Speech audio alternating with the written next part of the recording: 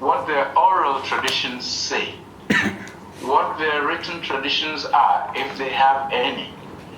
And I go all the way back. Sheikh Antajab says, don't stop until you've reached a place where there's no more information. Now there is information, African information, going all the way back, past ancient Greece, past ancient Rome, past Sumer, to the origins of human life. And therefore, if Africans want to see who we are, all we have to do is to study our past. There's plenty of information there. And on that basis, we will find the inspiration necessary to write, to sing, to do architecture, whatever we want to do. The inspiration is there. All we have to do is to study it. Wow. Thank you. Aisha. A tough one to follow. I guess my perspective, I mentioned earlier that I wanted to study science in school because I had seen all around me sickness in different forms. I'd seen it physically, and I'd seen a society that wasn't working. I grew up in Ghana, and I saw families being torn apart for the littlest things. So from an early age, I knew something was wrong. And to me, the clearest thing to it was to become a medical doctor. And once I went to school, in the same way Ayi Kwei didn't quite become an activist, I found that it wasn't quite my passion. I enjoyed it, but it just didn't drive me. So I looked into writing as a way to offer ways of looking at a society, maybe not quite solutions, but just ways of thinking differently about how we've lived and how we live now. And my year at the Ankh. One question though. Yes. This decision in college, right? Yes, I made in college to switch. Say where you went? I went to Mongolia College. Okay. And I was the biochemistry major and the media studies minor. And I took a lot of writing classes. So it was through those classes that I began just asking questions.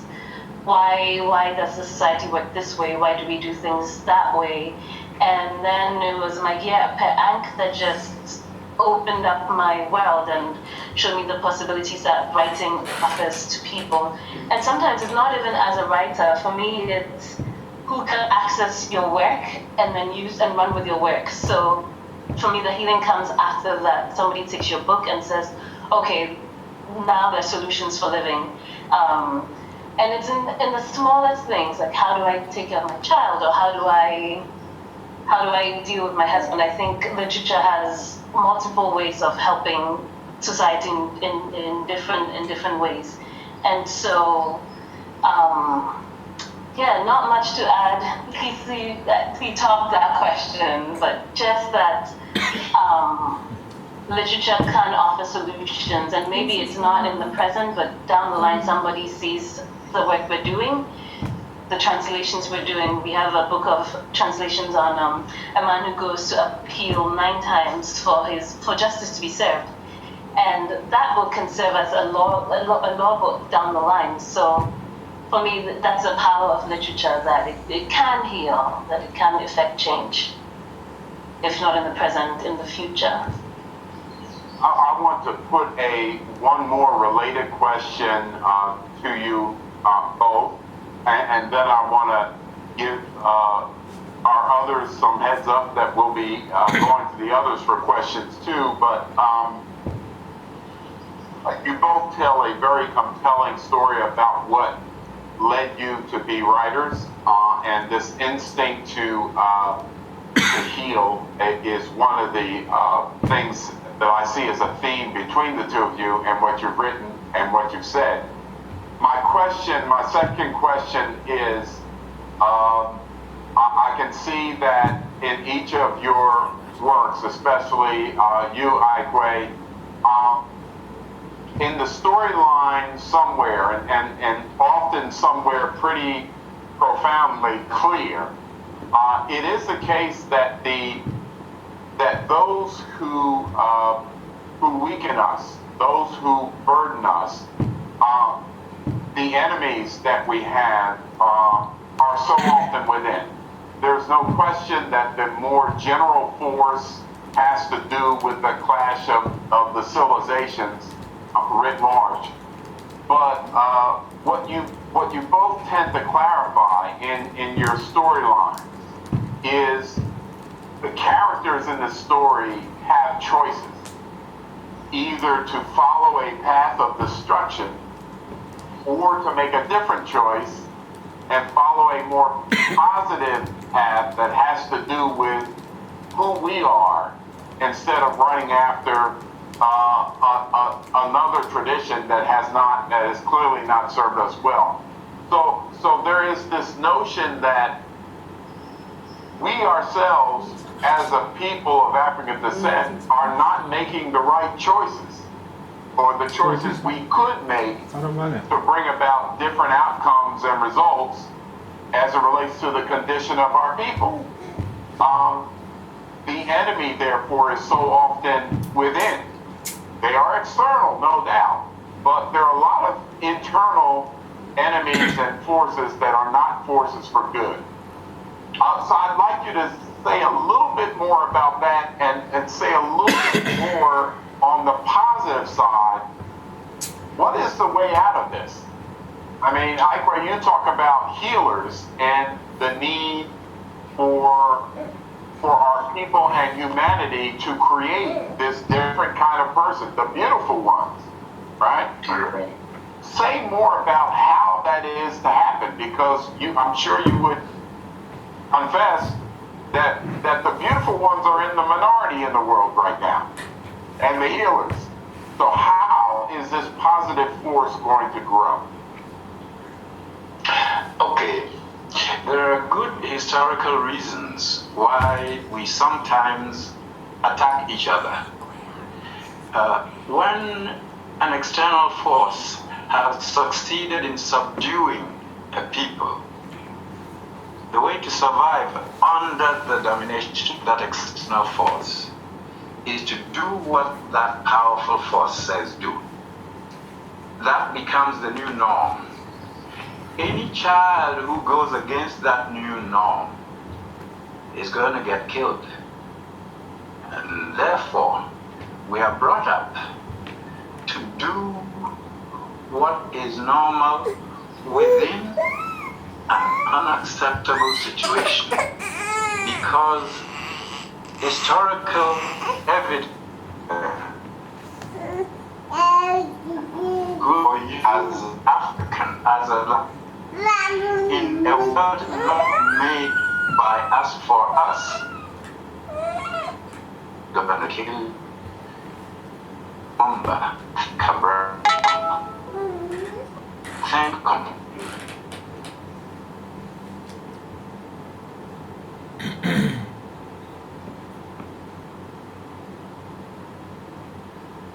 This system we live under has a long career of massacres and exterminations. What was Australia before it became a society that is now refusing migrants? The people there went and exterminated the local population. What was America? So, there's a history of a very powerful force bent on destroying and using people. And if we grow up under this force, well, the most reasonable thing for us to do, if we want to stay alive and make a little bit of money to help our parents, is to go with the system. And therefore, the people who attack us call us crazy for going against the system. In a way, in their own way, they're trying to keep us from getting hurt. That's a twisted form of love, because when the whole system is twisted, even love gets twisted. And it sometimes is not recognizable apart from hate. The two look so close together because of the system that's running the whole show. Now, what do we do under those circumstances? Well, we recognize that we're in chaos. We are in a society we should not be integrating.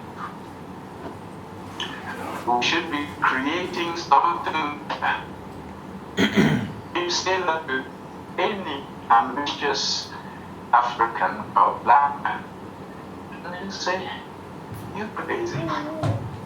You know, because there's a lot of danger that way.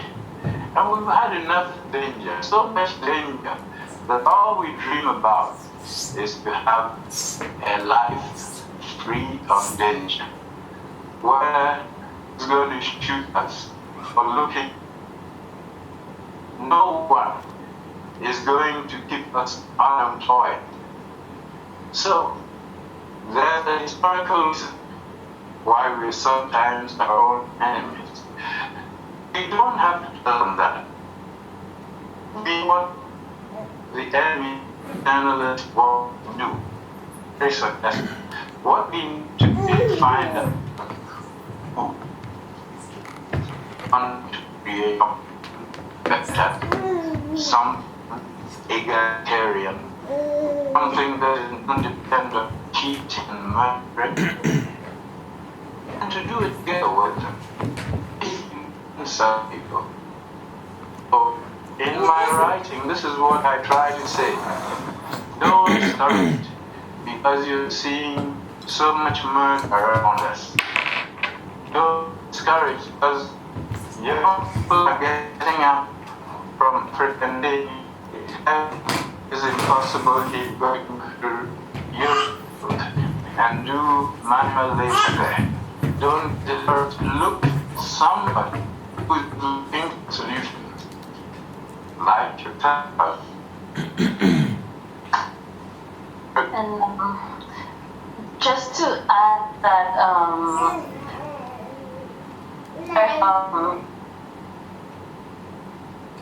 it seems like an easy path to not. Usually you have choices, like you said, and I find people going on the easier path. It's easier to use this A to Z path instead of struggling A to B to C to D.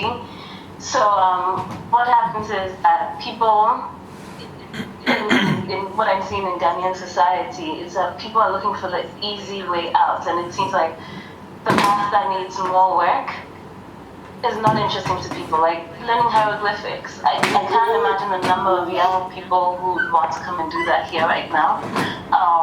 Just taking a different path seems less interesting to people these days. To me, like in music videos and film and in some literature even, what is glittery is more attractive to people. And yes, we're our own enemy, but I think it's because we haven't done the job of finding out who we are. So we're constantly imitating. That's why the glittery stuff attracts more people. And it's like Ayi Kwei said earlier, we really don't know who we are. I see that in Ghana, we're so lost, and it's sad to me. I don't even know what to say, because I see so much potential and yet nothing goes anywhere. Like I go to Ghana every year and young people are so excited about doing things, and yet the government is not working with these young people. And then you hear about armed robberies, you hear about all sorts of awful things happening, and it makes me wonder, is it coming from within? Is it the system? And I think it really does boil down to not knowing who we are. So we take these paths that lead us the wrong way. And in my literature, I just try to explore this. why do we do these things? What can be done differently? And for me, there's hope. Like Amma said, I think if young people from an early age, from 2, 3, 4, are taught differently, are taught you have such a range of options. You came from here, and this is where you can go to. I think it would balance. Instead of thinking, yes, your history started 300 years ago, you have a whole host of antecedents, of ways of thinking, of creative ideas that you can reach to. I think if young people are given that at the age of 3, imagine what difference that would make in their lives. So I haven't quite answered the question, but for me, we can become our friends. We can become friends with ourselves by doing some hard work, by doing some looking inside, looking far back as well. So yeah, that's my convoluted answer. I'm good. It wasn't an easy question. Who has joined you, by the way? His name is Shehu. Yeah, that's me, Professor. Right. Shehu Jom. Hello. Yeah. Welcome. Introduce yourself. Hello, yeah, this is Sheku. Hello, Professor, Dr. Shuet, you all there. All right. Good afternoon, and it's a pleasure to join you for this wonderful speech. A little on the conversation we're going to Yeah. how knowing who we are can lead to knowing where we're going and where we are as a society.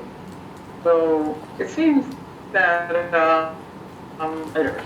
So one thing about a writer is a purveyor of culture and philosophy, right? And political, ideological points. So writing, of course, is one way, but we also have other ways to convey, like film. I think Aisha said that she started in a little bit in movie making. So That was Ayi Kwei. no, okay. So, but the question also is, how does one survive? So, Ayi Kwei Armah said that if you don't get in the system, so we always have that tension. So sometimes we're here, we're in the U.S., and if you go alone, you'll probably get fed. But sometimes you realize that you can be places where that's not necessarily the case, and maybe it's the case. If I'm in Ghana, for instance, or I'm in Africa, I pass by many places where I see many people for whom what they do on that day is critical to whether they eat tomorrow. It's a certain kind of life. We have it here some, but not so much. So my thinking is that if you have, like even I think Aisha mentioned, if you have children, are you free to think about taking the sacrifice? Or how does one get to the position, or is it such a sacrifice to go against the system? And I wonder how these young men and other participants here and everybody sees that. You know, when do you take the chance?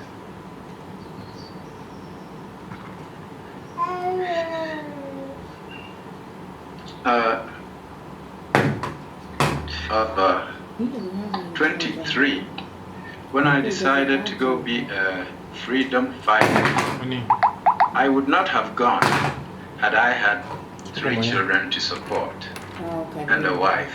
So you're right. The heavier your family load, the less freedom you have to decide how you want to invest your life.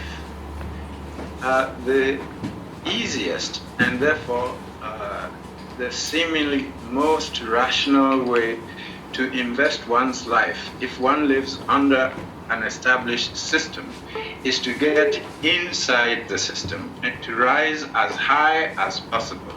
Because in a hierarchy, the higher you are on the pyramid, the better you eat, the better your children get educated, and so forth.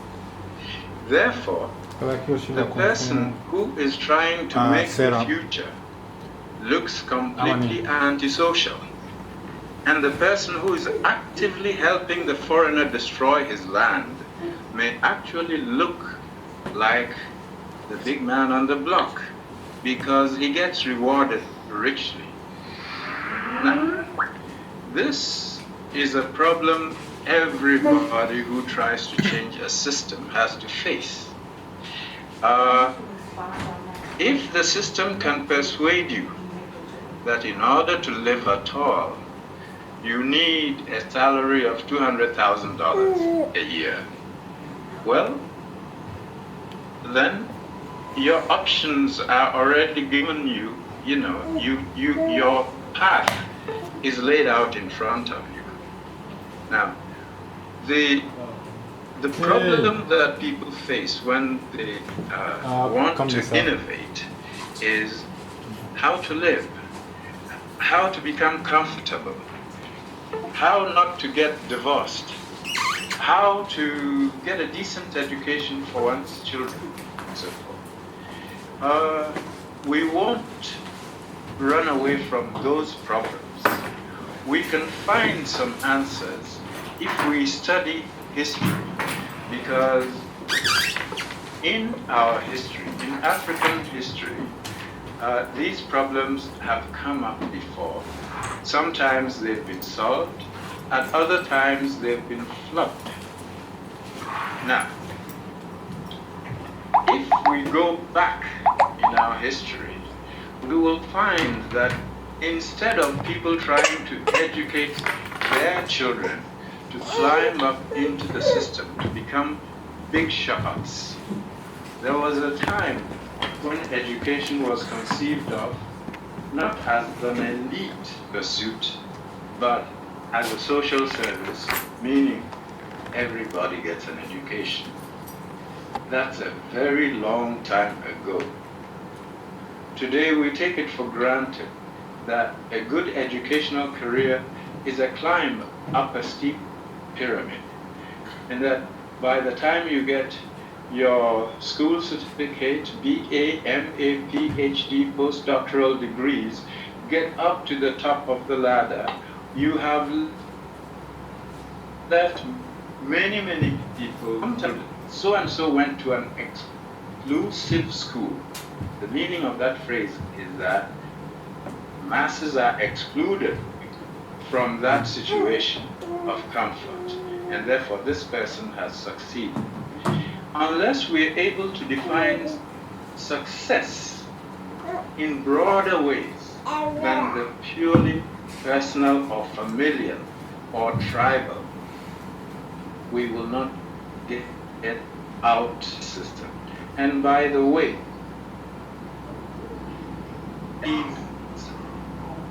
in the system that create a better world even for themselves. There are many dangers waiting in the system, and then discards them. When the system finds at the end of his life, where was Idi Amin, who was thoroughly used by the system? So it's not as stark a choice as one between starving or surviving. We can network with like-minded people while we're trying to create a better world. And with a little bit of luck, we might survive. So what do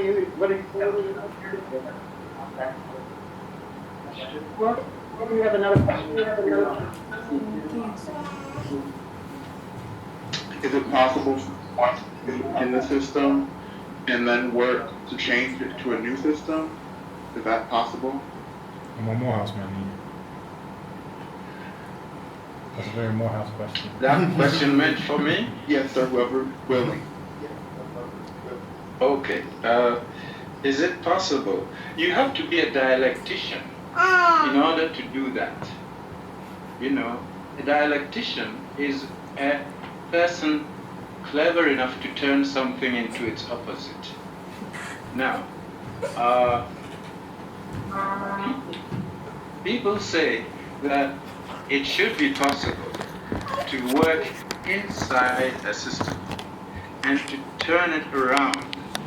Well, historically, I don't know how many times that has happened. It's a good strategy when you have no hope of overcoming the system. When you're in a minority where you are, then there's no other way. But from the African perspective, it's possible to change the system because every African can see that this system isn't good for us. It is creating a lot of poverty, and yet we all know that Africa is full of riches and the means for creating the riches. So what is wrong is the system. It's not the land, it's not the people, it's the system. Now, in that case, our challenge is to find out how to work to change that system. And our history contains important information about what we can do if we really want to change the system. But like in any operation, some of us die, some of us get maimed, some of us go crazy. You know, it's all in a fight. I mean, that's life. Thank you. I think we'll have another question or two here, and then we want to, in this second hour, yield some of the floor to our friends in Ghana. So after two more questions, we're going to go to Ghana. For that, I anticipate it. It'll be very smooth. Dr. Libby. Okay, I have a question, Mr. Armah, and it's something I've been wrestling with and reading The Path of the Companions on Wat Net Shemsu, I'm sorry, and for the pronunciation there. And it has to do with the critique that you raise of Kemet, where the formation, and not just Kemet, but in Africa, where the formation of the centralized society, centralized state, where there's a monopoly placed on violence by the military. And you seem to contrast that with the system of Ma'at, and sort of contrasting the system of Ma'at, or the values of Ma'at representing Asar, with the values of violence representing Set. And I've been wrestling with this because as a student of history, you know, I've raised the questions. It's something that I've wrestled with Dr. Hewitt as well. In terms of, could we actually have created states, maintain relative peace and prosperity for African people without that monopoly of violence being placed or created by the state? But then, you know, and so it makes me think. I'd be interested in just to hear how you respond to that. And then I had a follow-up about the monopoly of the state violence in diaspora areas where we see so many Black Lives Matter movements come into. Can we take the first question first, then go to the second? Right. Yes, I identify the centralized state with its monopoly of violence as a source of great inequality, the pyramidal society, with the king at the top, claiming not to be a representative of God, but to be God, you see. And bureaucrats and priests below them until there are the people who have no power. I think that system is extremely unjust. But you know, those of us are so proud that we had something magnificent, something big, kings and queens, that we overlook the fact that this was an unjust system. Now, your question was, would it have been possible to build states without that centralized monopoly of violence? Well, the answer is in the documents.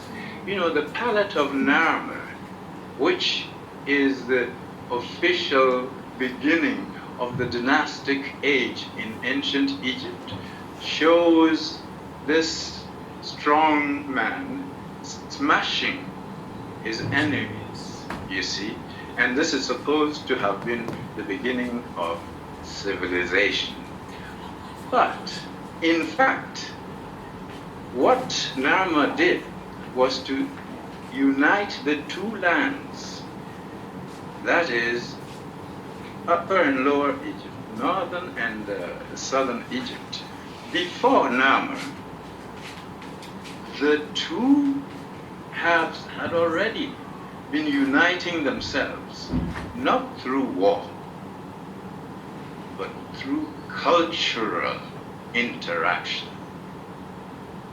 Families moving up the valley, establishing their homes, and then sharing information, saying, hey, if we do this, the flood won't hit us so badly next year, you know. This is how things developed. For example, the writing system of ancient Egypt did not develop under Narmer. It was there before Narmer came. That is why the triumph of Narmer was celebrated in a document. People knew how to write. Now, they were writing at a time when there was no huge centralized state with its bureaucracy and its violence. So there was a method of social construction which did not depend on this horrendous monopoly of violence that is the modern state. Today, you have states that have huge military establishments. And when there is no war, what do? They look for another war to start that. Now, it would have been possible to construct society without this war ethos. But that is what Osiris was about. You know, he also wanted to change society.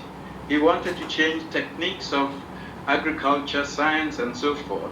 But he didn't go invade somebody's territory with an army. His civilizing mission was peaceful, persuasive. He would go and say, let's try doing it this way. If we get a higher yield, we adopt the new system. If we don't, well, then I lied, you see. It's possible to go the Assyrian way, but we are also enchanted with the way of kings and queens and emperors, when in fact all those people were murderers, gangsters, thieves, pimps, violent people, you know. We don't have to worship violence. We have suffered enough from violence. Violence is what brought about slavery. Violence is what continues to make the world so unequal. So, if we would go back to the record of ancient Africa, and by ancient Africa, I'm not talking about dynastic Egypt. There was something there long before dynastic Egypt, pre-dynastic Egypt. That's where the story is. Second question, and I do appreciate that. So, The second question has to do with the role of violence in the state and the Black Lives Matter movement as a response to it. I'm wondering, how are you reading this movement, which, again, it's almost because of the media that you almost have a very U.S. American-centered approach, but that there have been student movements of young people on the African continent, in Brazil, in many places in the Pan-African world, and I'm wondering how you're reading this movement at this present moment. Well, you may remember that there was a time when students demonstrating in South Africa were shot by the police. Police violence was used to keep black people in line. It was a way of making sure that we knew where we were supposed to be and not to get uppity. Now, that violence is an integral part of any system that depends on a racial hierarchy.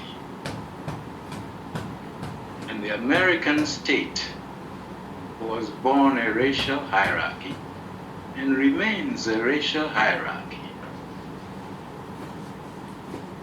There may be a nice brother in the White House, but the state system, the state itself, is a caste system with Europeans at the top and other people below them. Now, if we can change that attitude, that way of organizing society, so that a society becomes truly democratic and egalitarian, well, that's what we want. That's what we want. But violence is necessary when people want to maintain an unreasonable system which has worked to their advantage.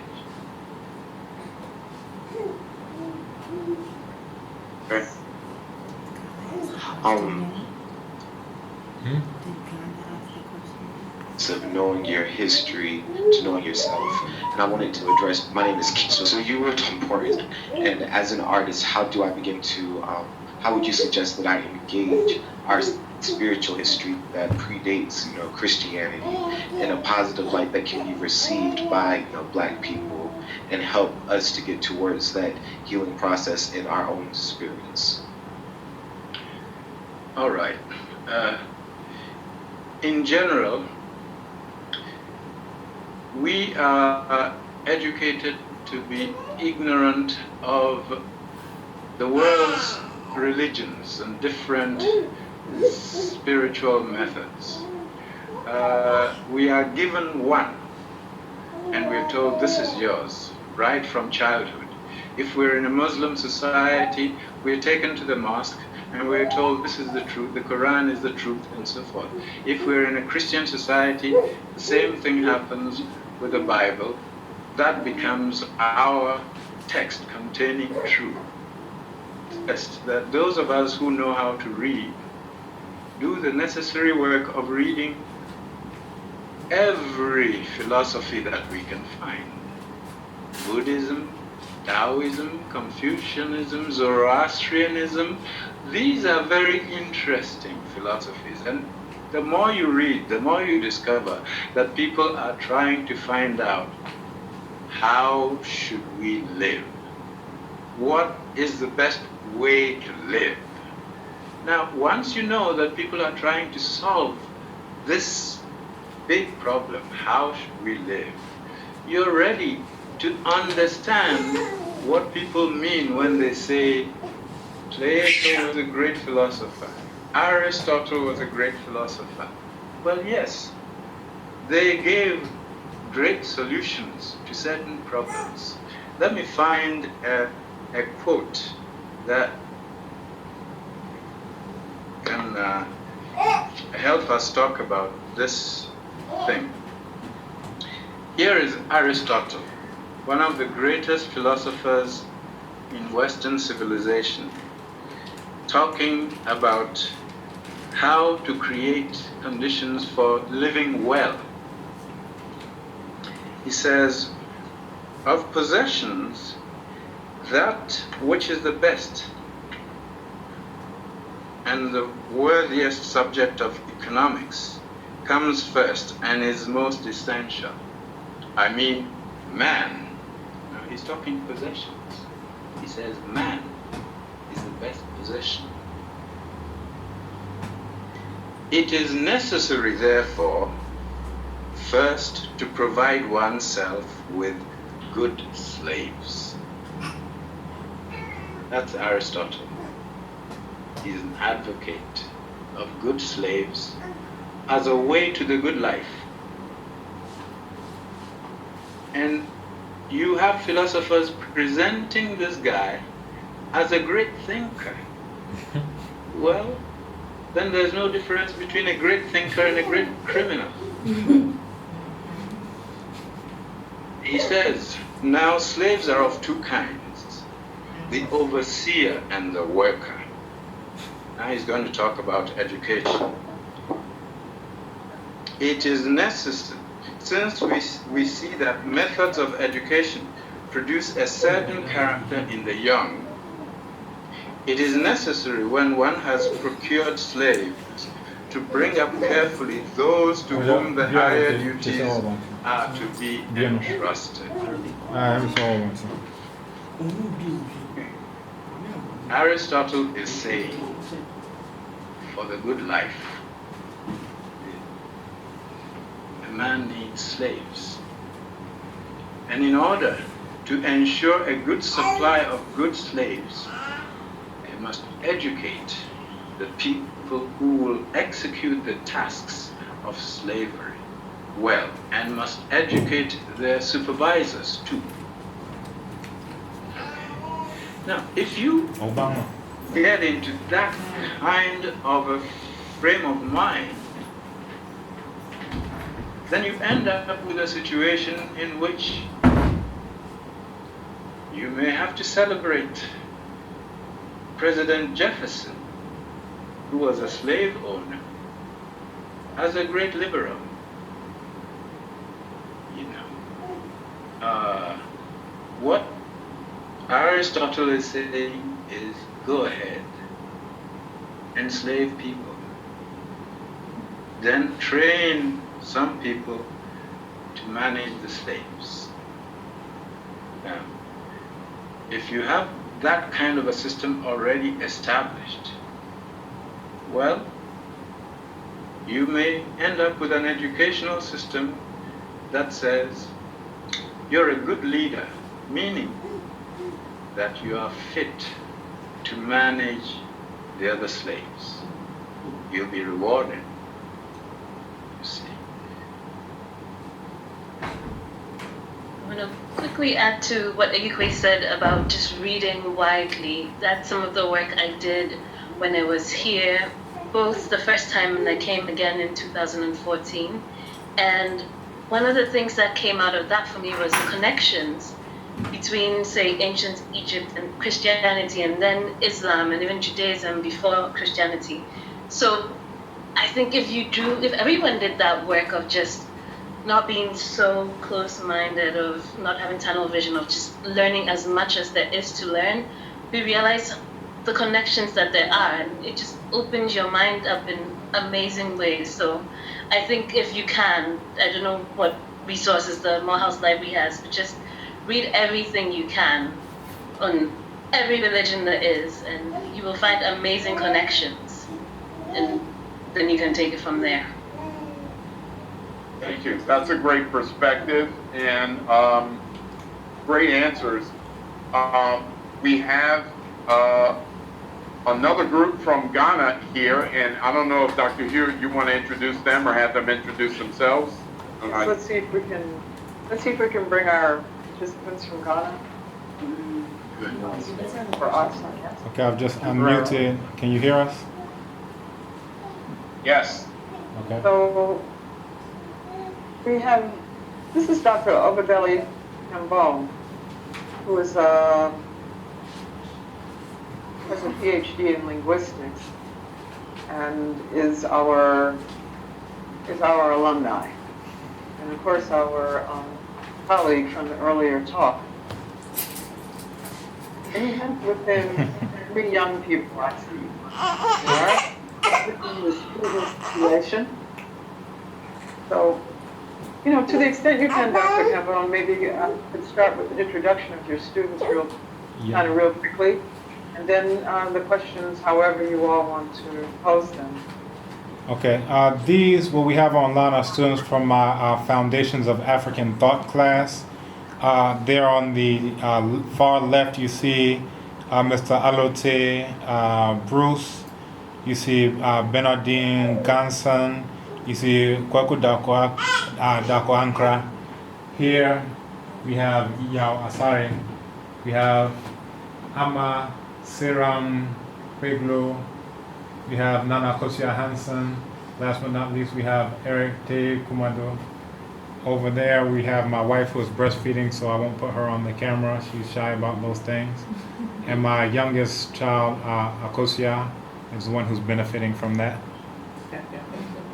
But Campbell, can you ask if your students to come up beside you and close to the camera before they begin, because it's difficult to see them?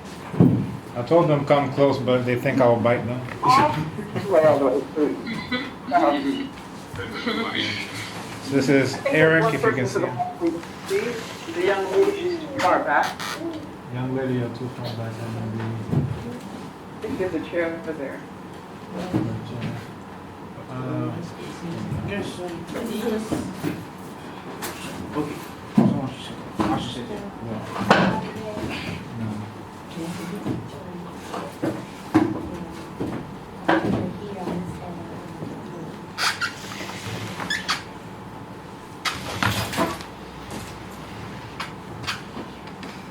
Can you see more of us now?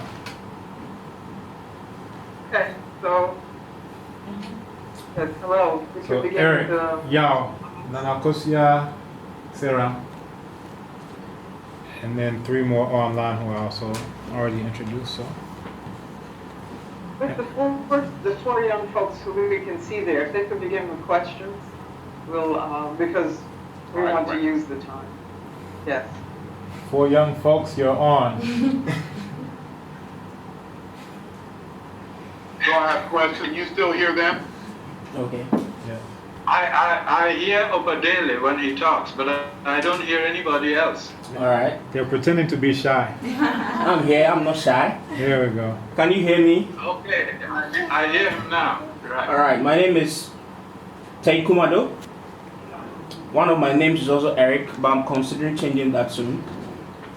Good. And it's a privilege. It's a great privilege to be here. Now, I picked a quote from one of your works, Osiris Rising, which goes like this: one society is supposed to be a source of strength and not a constant drain on one's self-confidence and energy. And for many years I've been thinking about this, whether one should draw strength from his society in spite of its naked weaknesses, or one should prepare till a time that this society is strong enough to draw those strengths. Maybe now that I have the chance to speak to you, I could seek more clarification on this quote. Thank you. Good. No, I don't think we have to wait till some future date in order to draw strength from our society. Africa is a battered society, but Africa contains a lot of hidden strength. We just have to learn how to access those sources of strength. If it is knowledge you want, There's plenty of African knowledge. The only problem is that you have to know African languages in order to access those sources of information. And many of us, when we go to school, we're happy to learn English and French, Latin and Greek, Spanish and Portuguese, because that looks like the way to the future. How many of you, did you learn African languages when you were in school, or were you keen in French instead? African languages. A question for you. Well,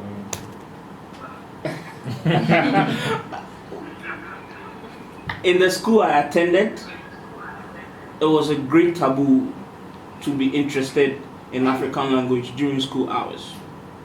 All right, you see, so you were being systematically trained to value other people's languages.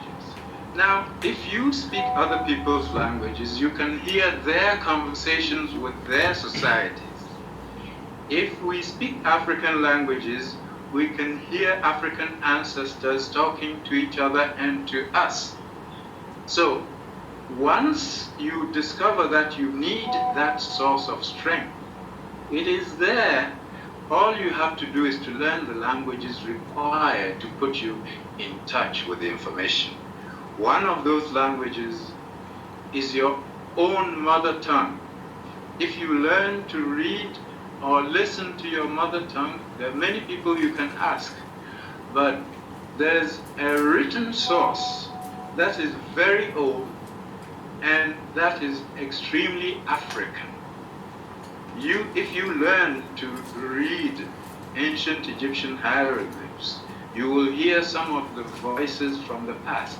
We need to have conversations with our society, and the way to do it is to use our brains to dip into the living waters of knowledge contained in the continental history. So don't give up. Whenever you can get translations, use them. You will get a lot of information, and that will be the strength that you need.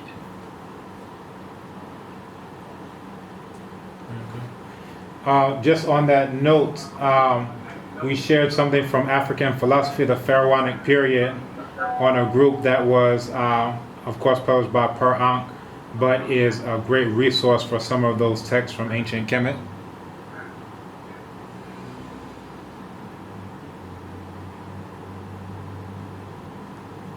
Do we have other questions from those who are here? Please, can you ask about the central role of women in politics? Okay, Nana Kosia wants to say something herself, as opposed to having her teacher be the Ochiame. If women are to take a central role, they need to take a central role in asking. Hi, my name is Akusia Hansen, and I wanted to ask what you thought about the role of women in politics in Africa today. The role of women in politics in Africa today. Yes.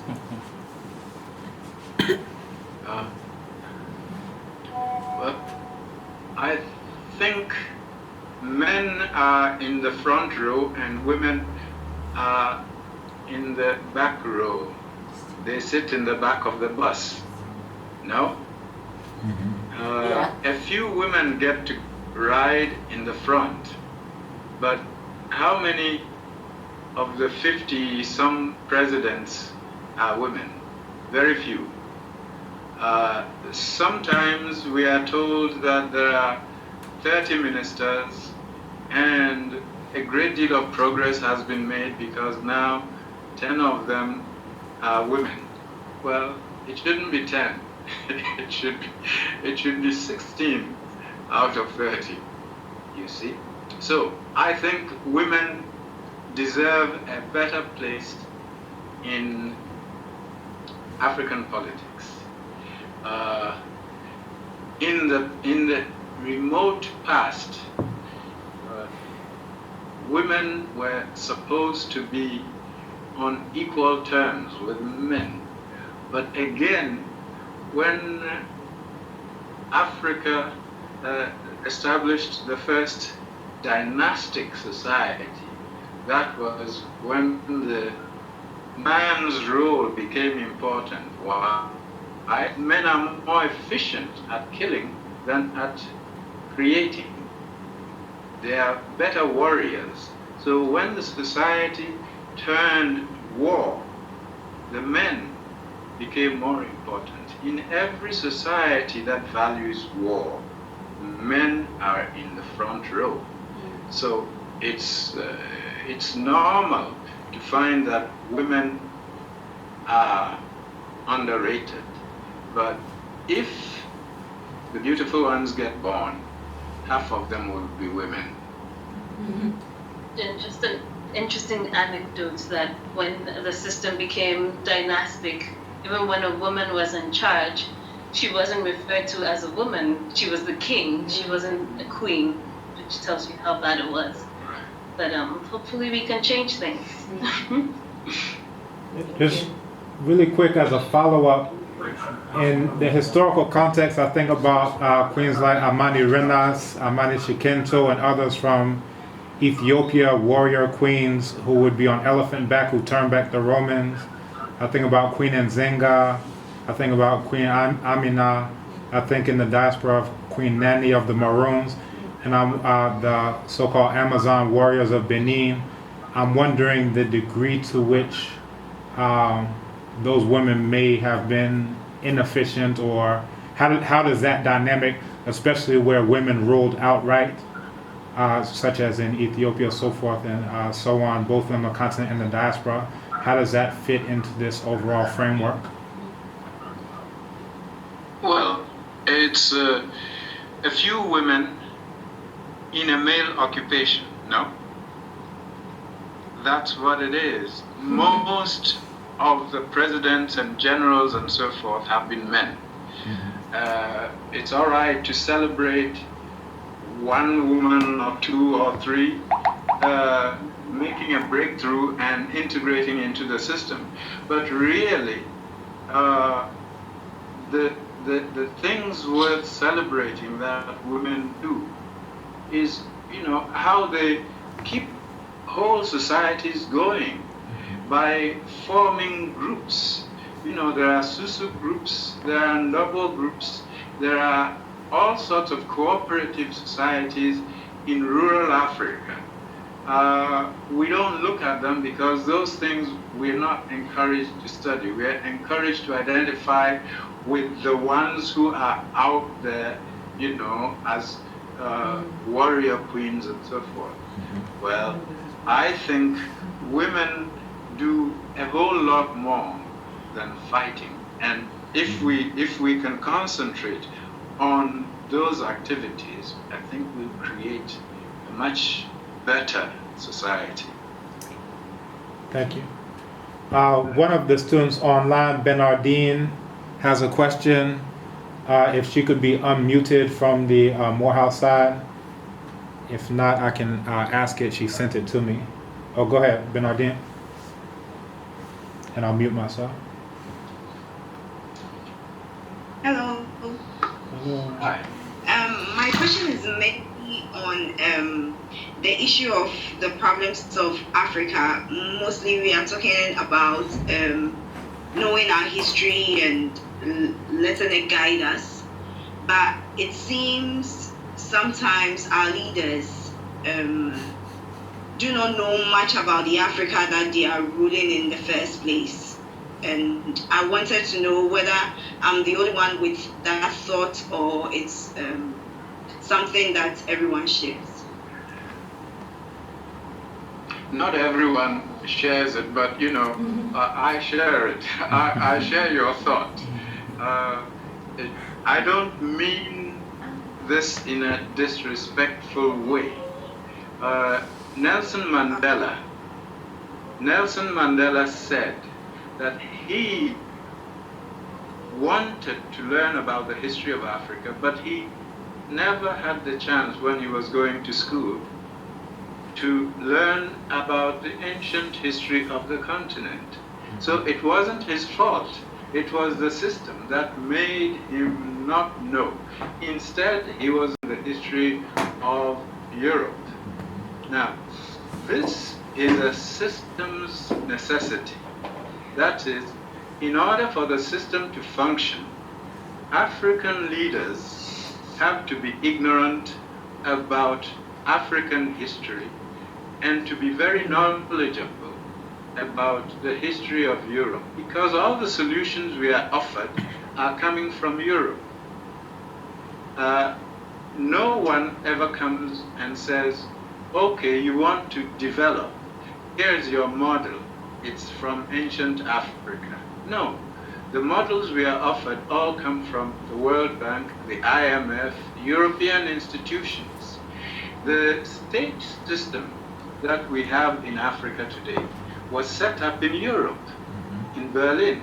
They drew the boundaries, and all we've done is to accept those boundaries and try to work in them, even when they're not working. So, what we need to do is to access the knowledge that's been denied us. Now, it's too late to expect an African leader who has already finished his studies to go back and learn the history of Africa. No. He's lucky if he has learned it already, but most of the time we don't know it. And we are encouraged to think of the significant history of our time as the history beginning with independence. That doesn't take us very far. If we want to discover real information, we need ourselves to do the necessary work and leave the leaders alone. Don't blame them.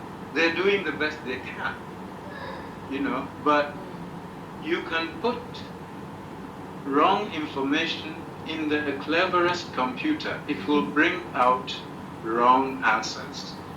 That's the principle GIGO, garbage in, garbage out. If you don't feed the right information to people, no, they are.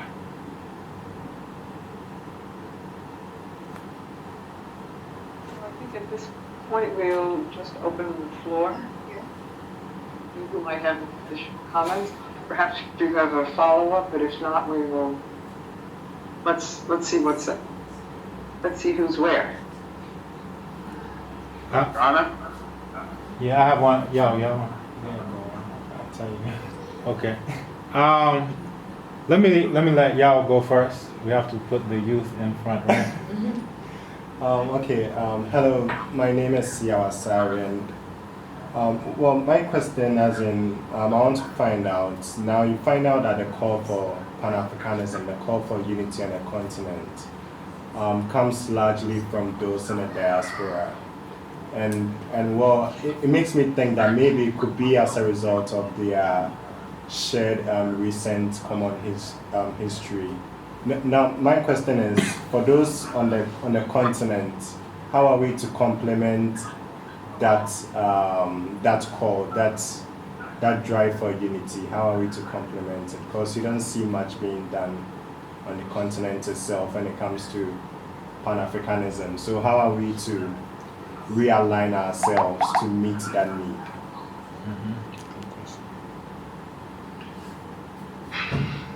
Well, maybe you're looking for Pan-African currents in the wrong places. There's a lot going on involving Africans moving all over the continent. Some are moving under pressure. People move from Sudan, they go into Chad, Mali, and so forth. Many things are happening in Africa today that involve people at a lower level than the leadership. Now, if you're looking for Pan-Africanism at the leadership level, no, the leaders are under pressure to work within the state institutions. You see, those are the conditions under which they are going to receive loans and grants and so forth, technical assistance. If people want to work for African unity, well, it's our challenge to do it at the level where we can be effective. One level is languages. If we're trying to find a language in which all Africans can communicate in future, then we should get together and produce texts that will help people to do that. If people are interested in computers, well, they should get together to find out how to create those things here and to distribute them throughout Africa. Anybody who is interested in Pan-African work can find a field in which their work could be useful. They don't have to wait for the leadership, because the leadership has a habit. Now, you can't do much that way.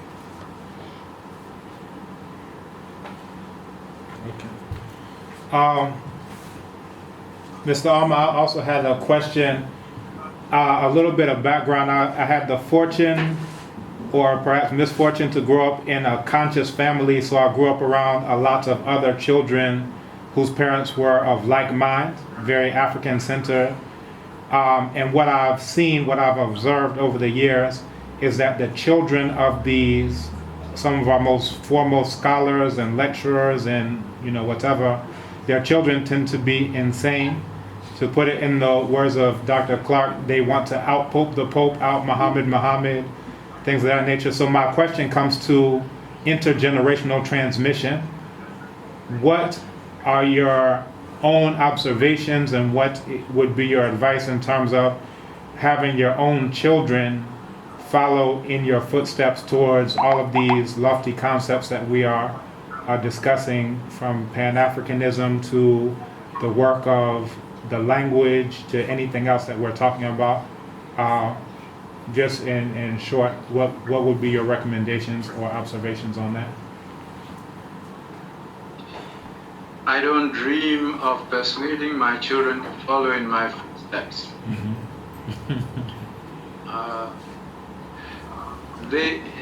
My children think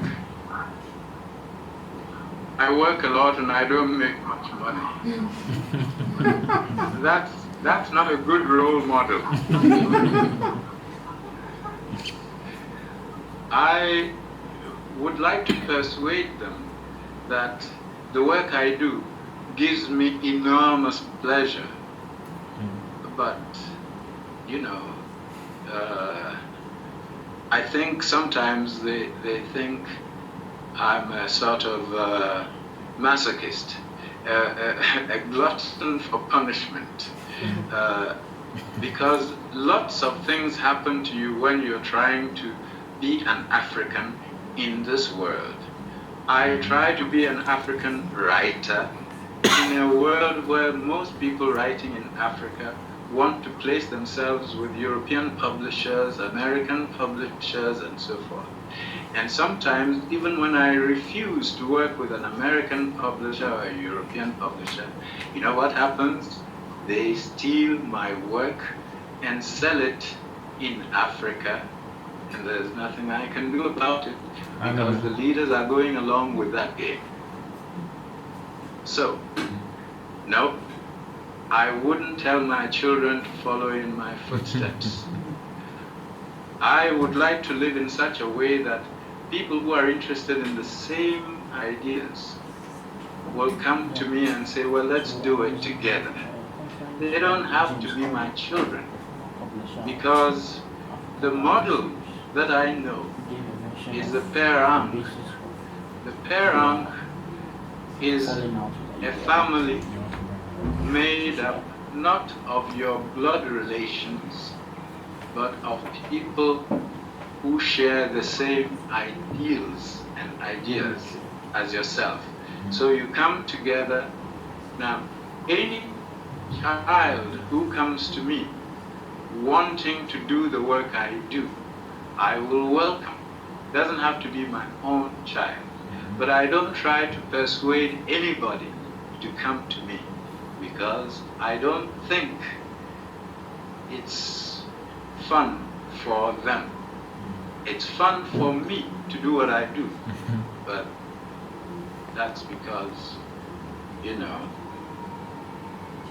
tastes differ. Ayi Kwei, back here at courthouse, we have about 10 minutes left, and I have a question that is more like a setup for our next conversation. And I want you to know that I, as president of Morehouse, I'm worried about the prospects for an accelerated production of the beautiful ones. And what I mean by that is, I'm president of a college, and we have produced some beautiful men for this world. And I know that my job is to get this institution a lot stronger so that we can produce more beautiful men. And but the challenge is so great.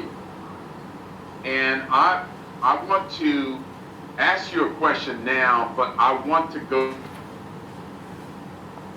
to, in my next conversation with you, we'll schedule that later. Right.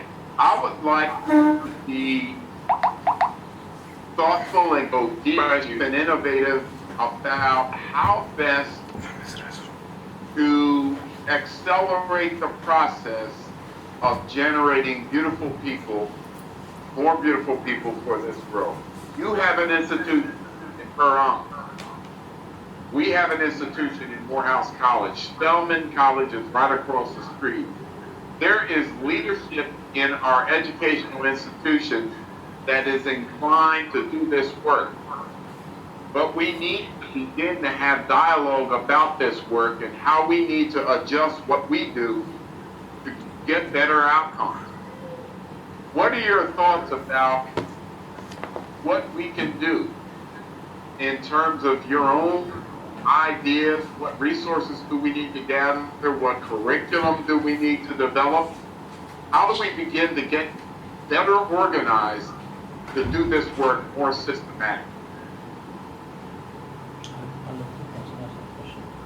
Very important question. I doubt if accelerating the process is what we need. Let me come at it from a natural point of view. Supposing in order to get the beautiful ones, one has to get pregnant. Pregnancy takes time. It's a natural process. If you try to accelerate it, you'll get the acceleration, but what will come out is a monster. And if we allow it the time to make itself as a natural process, we don't know how long it's going to take, but we can see if we have the right people interested in the right outcomes, putting in the right amount of energy, and finding ways of funding the work without getting swallowed. You see, there is money for doing a whole lot of things, but some money will chain you to a road you don't want to go on. We have decided that the way we make money is to produce products that we hope people will want. Books that talk about Africa in ways that people will understand. This is a book that gives a story that is very old. Your line is a hieroglyphic line, and under it there are translations in different languages, some African, some European. Now, we hope that people will buy enough of these books so that we can produce more. That's the honest way we know how to make money. Morehouse buys our books. We are extremely grateful. That is all one needs to do. You are giving us a tremendous push, you see.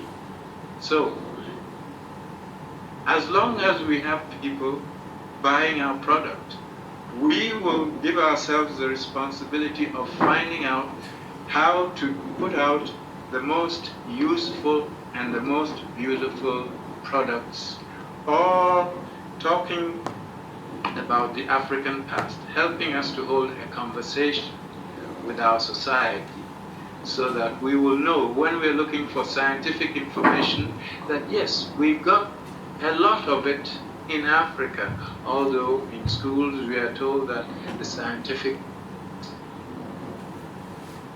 spirit after Middle Ages, no, it's hogwash, you see. We are putting out accurate information.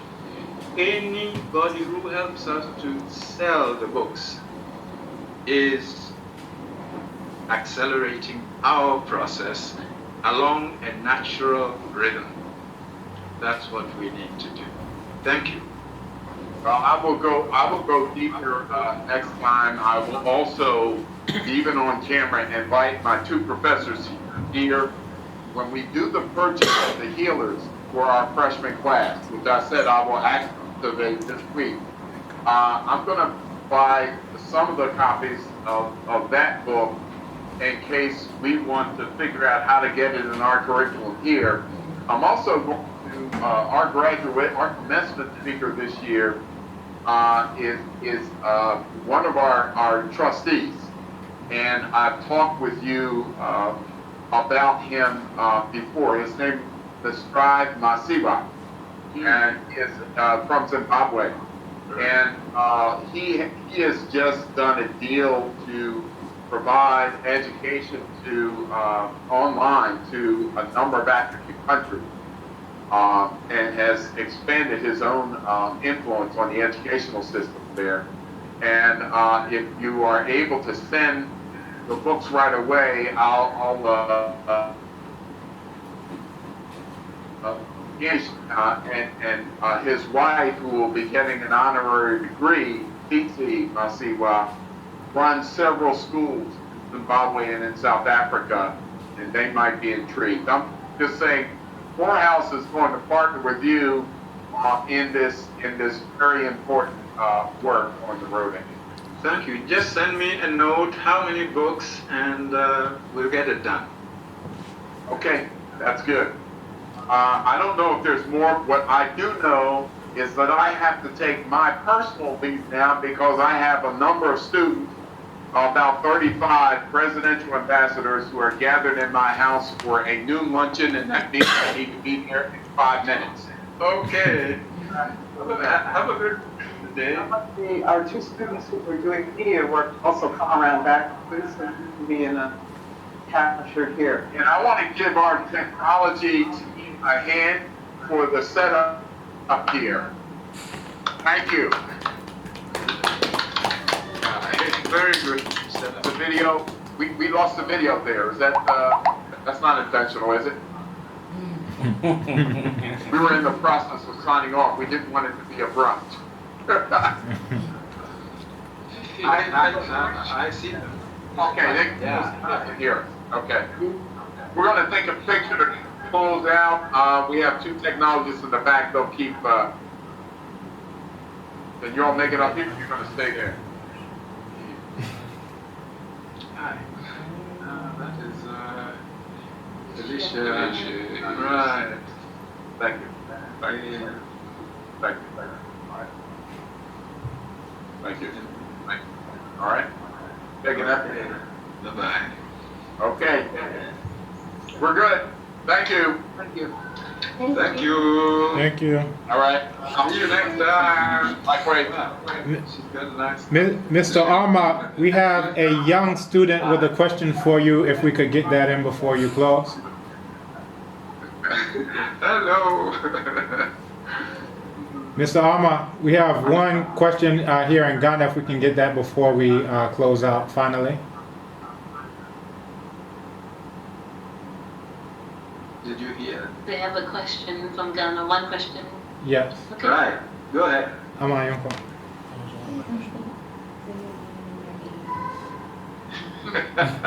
She's shy. Go ahead.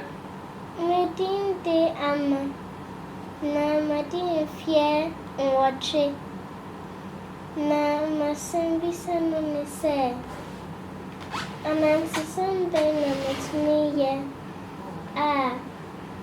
and Kora I want to send me any picture. What's the word in fear watching? Huh? Na, who beside a dancer? Bisa bien. Kana kesia?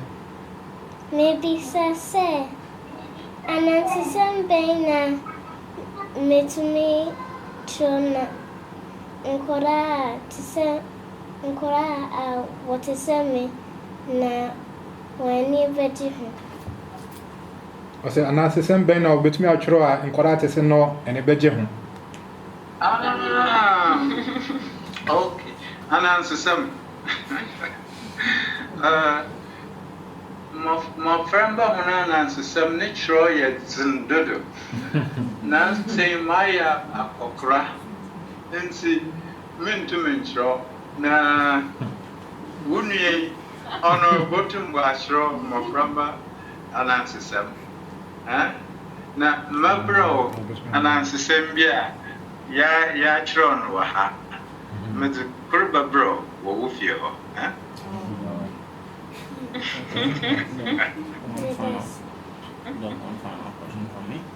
And then one final question from Eric. Yeah, so I've been reflecting on the multi-party system that we've been practicing here, and politics. Yeah, and its potential for division, as well as identity politics, which we've been made to believe is an ugly thing. Frankly, I don't see much progress coming out of this multi-party system. I feel it's rather destroying the little that we have left rather than building anything. And I was wondering if you could share. What would you like? Sorry? What would you like to put in its place? I'm still trying to find a replacement for the system. More you know. Right? I'm still in the process. I don't have answers So yet.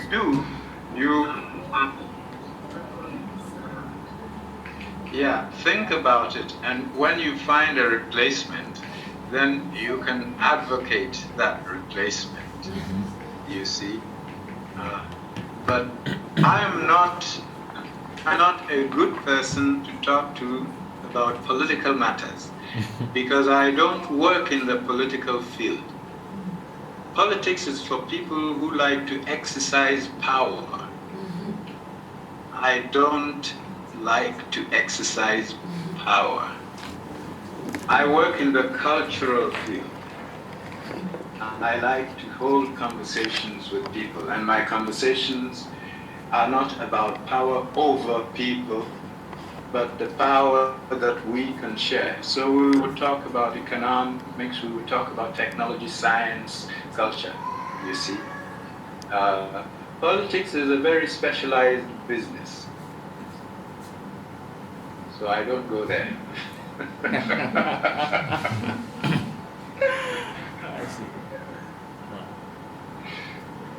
Seram.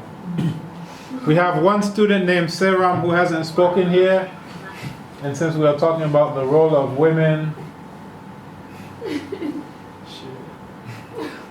Umbra, let her come forward. She's a literature student She's too. hiding. She's been Please hiding. don't hide. Once in a lifetime opportunity to speak with Ayi Kwei Armah. Make the most of it. Hello, Hi. I'm Sayram, and I've read a lot of your work, and I must say they are fantastic. But my question is about the healers.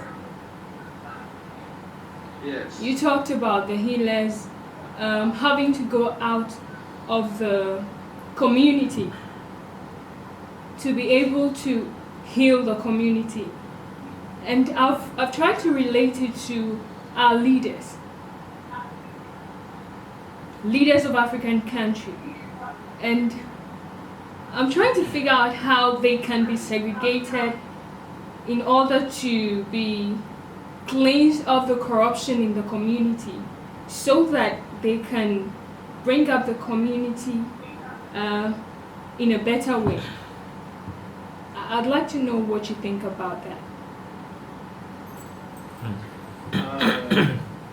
You seem to be thinking that the leaders should also be healers. Is that right? Yes.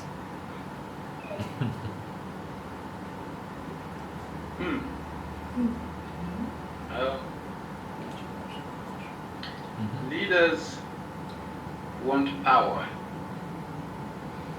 They want followers. Healers are more interested in the health of the people they deal with. So it's not often that you get a healer wanting to be also a political leader. It can happen, but if it happens, we are very lucky. So far, well, sometimes we are lucky, sometimes we are not. What would you like to be yourself? Are you training to be a leader? Will you go into politics? Not at all. No.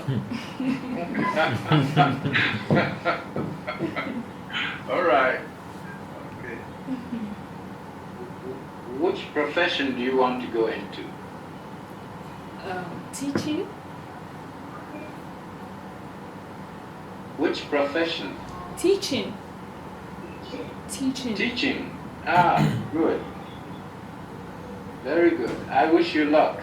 Thank you. She will do well. Kala. Great. Yeah, just a quick one to follow up. Ayi Kwei Armah, would you consider the work you do a healing work? Would I consider the work you do a healing one, or do you consider yourself a healer? myself? Yes.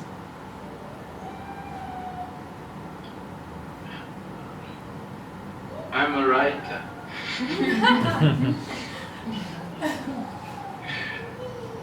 A bourgeois writer.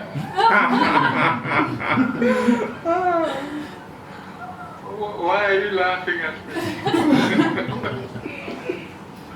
That was just unexpected.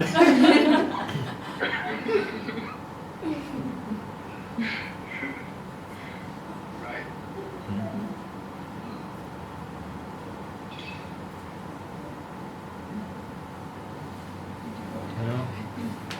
One more question. Hello, Akosi again. There was this very famous quote in Antelopes of the Savannah, Chinachebe's Antelopes of the Savannah, about writers not giving prescriptions but giving headaches.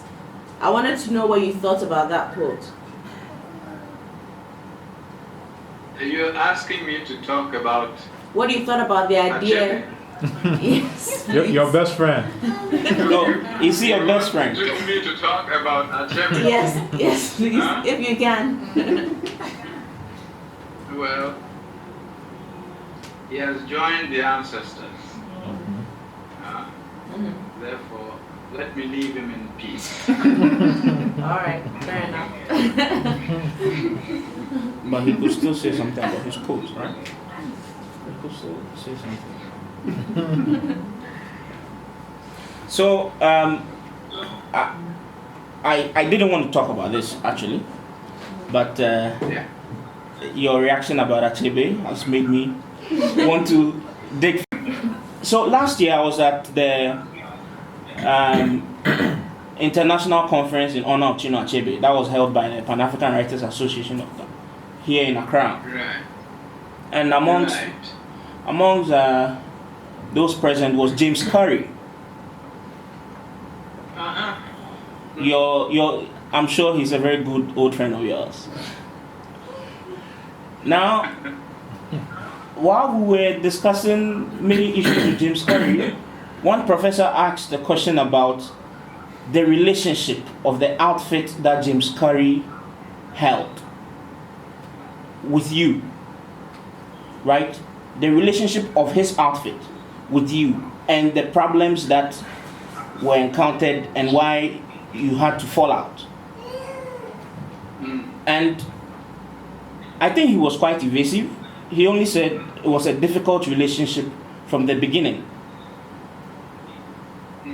till the very end. And although you were having a lot of reservations with their work, you still sent them material. And that was his version, and I was hoping I could hear your side of the story now that I have the opportunity to speak with you. Okay. There is a book called The Eloquence of the Scribes. The story is in there in detail. Okay. And when I tell that story, I use letters written by both sides. Okay. So it's not just me. You can read that book and make up your own mind. Okay. But this man who was talking to you, Mr. Curry, he tried to get me to change my mind when I had a contract with another publisher.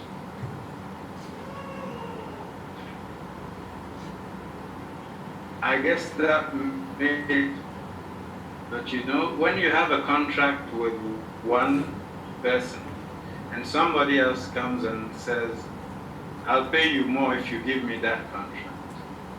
When you say no, you're just being honorable. Yeah. People can call you difficult, whatever. It doesn't matter.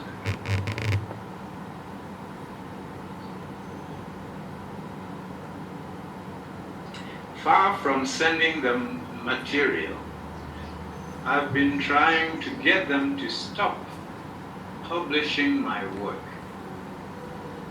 They haven't stopped. They're still doing it. So they're pirating my work.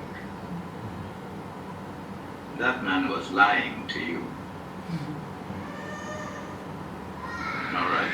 All right, But, thank you. You know, I wish we could be face to face with people like Curry. When Achebe was alive, I wished we could meet face to face.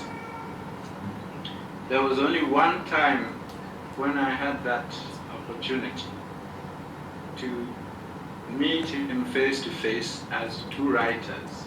And I asked other writers to come so that I would ask him one question. He had written that I had said, I'm not an African writer. And I said, where did he get the quote? He couldn't answer.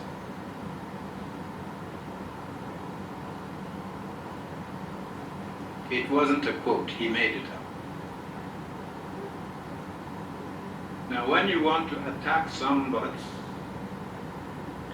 and you have to make up information in order to attack him, well, ultimately, who's the loser?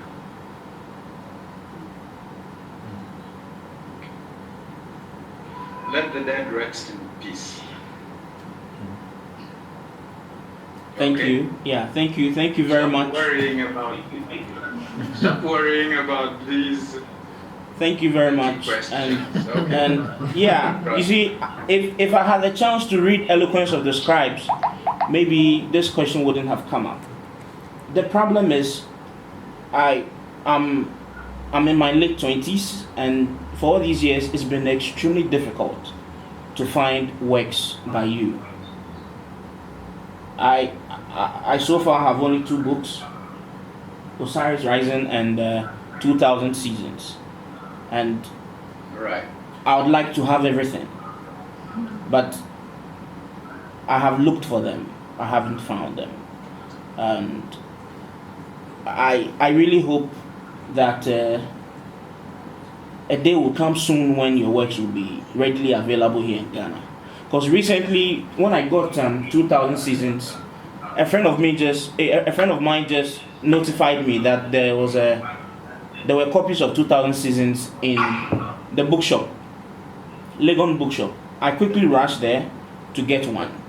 A few days later, when I went there to get some for friends, it had run out. Yeah. Yeah. Now, in every industry, there's a relationship between conception, that is design, production, and distribution. Here, we do the conception, we do the design, and we do the production of the books. But we cannot distribute the books in Ghana. It's up to somebody in Ghana to set up a business as a distributor. When you are distributing cars, you buy.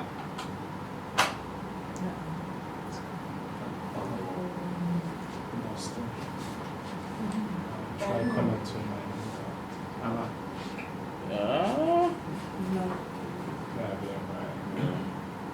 The light will blink. The light is blinking here. He said he wanted one person to email him if they wanted to distribute his books. Should I turn it on here? No. It took 1 minute. No.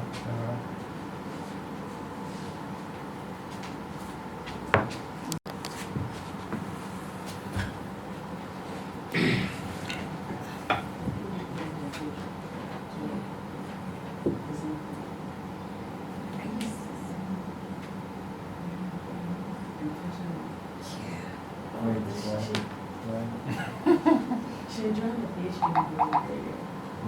She's a brown girl. She didn't even tell me.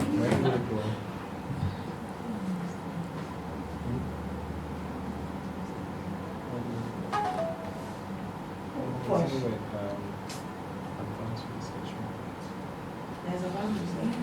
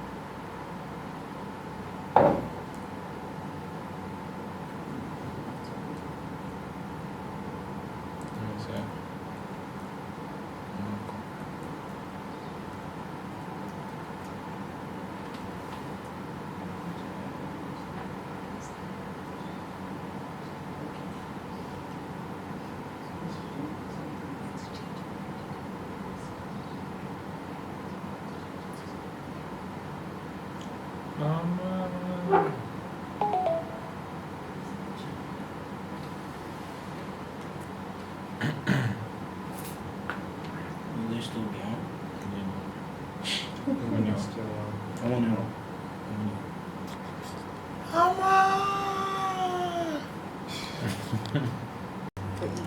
Finish, and then to read it again. Another world. Yeah, read it again. And then, so this time it can. So I was doing it piece by piece. Yeah, you gotta read A the paragraph prologue. a day, and reflect on The prologue is thick. Yeah. Solid, dense. That the story is easy at all. I thought after the prologue, the story is going to flow. But Charlie. In undergrad for me, there was a class called Works of Ayi Kwei Armah, so we had to sit there. Yeah, and for 2,000 seasons, we had to do a group, and read the book together because it was so much. And we actually numbered each paragraph, through the whole book, from 1 to I don't even know how many paragraphs. Yeah, just numbered every single paragraph and read everything over. It was amazing. Did you consider counting the grains of sand on the beach? Yes. Yeah, we considered numbering the that too. stars, numbering the paragraphs. We will not ask them to count the drops of water. Oh, that make the ocean. Somewhat kind of. So, reflections, thoughts on this experience. This is all part of your foundational African thoughts. We'll ask questions. Okay. So, Doc, he said he's not into power relations, right? He doesn't consider himself a man of power. And going back to our favorite quote, oh, I've forgotten the name. Wade Nobles. How could somebody like him, who has been in the business of defining reality for about 50 years or more, possibly perceive himself as somebody who is not in the business of power relations? Good question. Mr. Armah? Mr. Armah! I wanted to ask him. I wanted to, follow up with that, but I don't know. I didn't feel too good after I asked about his relationship with James Carey and what he said about him, and I felt I should just drop it there. I think that's a very good question, and he would be the one who would be qualified to answer. What I think is going on, just from my perspective, is eschewing political power as we understand it, just in that context of trying to run for MP, electoral politics. I think when he's talking about power, he's talking about that aspect of it. What we're talking about in terms of this definition is a much broader understanding of saying power's ability to define reality and to have others respond to it as if it's their own definition is much broader than saying, let me run for president, right? Even though that can be one particular manifestation of it. So, yeah, I think that when he's saying he's not into that type of struggle for power, he's only talking about within that very small thing, but in a broader sense, he's definitely doing that. Yeah. But then the interesting thing, even in that broader context, his answer about his children, right? Saying that, whoever is of like mind, kindred spirits, those are the ones who he's working with. We actually had a discussion in the email thread, and it was kind of like the impetus to me asking that, where he was saying his daughter, basically what he said that, she sees him as doing thankless work, and even though she realizes that people's respect for her goes up when they realize that she's Ayi Kwei Armah's daughter, she said she would trade in at least half of that respect for its equivalent in cash. What does the daughter do? Did he ever mention that? I looked her up after he mentioned that, and I found no, it's Sati Penda Armah, who did the Medu Netra and typesetting for Sanhat. So I looked her up, and she had an article online on luxury cars. And you saw her, her picture with like the fake, like real Senegalese, the francophone type of real fake horse fur. Okay. The colored one. Yeah, the colored one. I'm gonna pull it up. Wow. It's like, the bishops and their children. So when I asked that, it's specifically in the context of, again, growing up with the children of all the same people we're mentioning, like their children are like nuts. And what was your question? And what did he say? He said he works with kindred spirits. They don't have to be his own biological children. Okay. And he realizes that this isn't work that's necessarily fun or whatever. So, they see what you do. If they are down with it, they'll do it. If not. And he's got how many children? He said 3. And this is the one who I've seen her name on some of his recent texts. And somehow she was the one who did the typesetting for all the Medu Neter. So I'm like, wow, she knows Medu Neter well enough to be able to do that. SANHAT. You can buy the ebook online. Oh, for how much? Not much, like $10. That's Yeah. Would he ever consider digitizing his books? That's how I got Sanhat, because it was digitized. I mean, the rest of them that are hard to I get. asked him, could I get a digital copy of Eloquence of the Scribes, and he didn't respond. So I said that's a very Ghanaian way of saying no. But he said that's how he's working with the collective, because he doesn't take the decisions unilaterally. To see how they could do more on the digital side of things.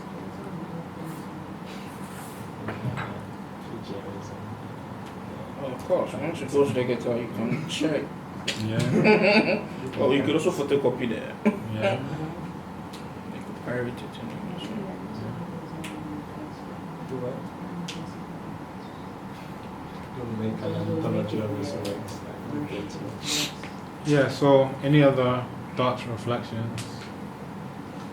Well, I'd say for me it was, I really love that, he drew at least my attention to the fact that for the system to thrive, our leaders must, think in a certain way, as in be more knowledgeable of Europe than of their own histories, that is African histories. And I kind of feel like it all relates to us that even in our schooling system, as in for the system to even thrive, even our schools must make sure that we are much more knowledgeable in that, which will not benefit us. And as we were saying, because of that, all solutions tend to come up from that angle. So I think you mentioned in class sometime that the more you know is, then you would have lots of options. But we have the streets, what do you call it?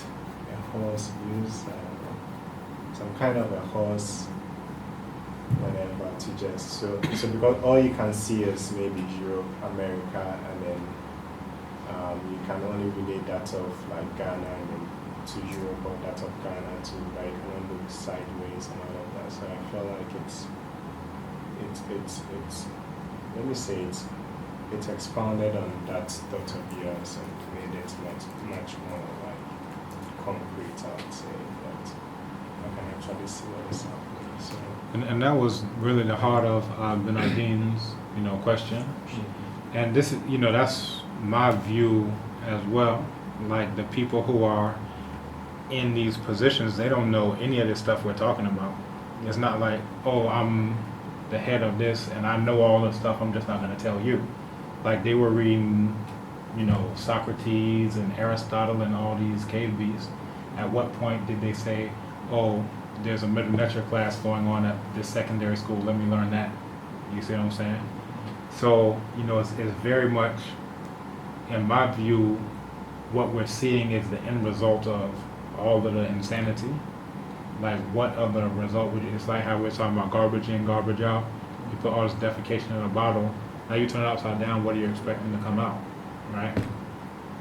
This is her.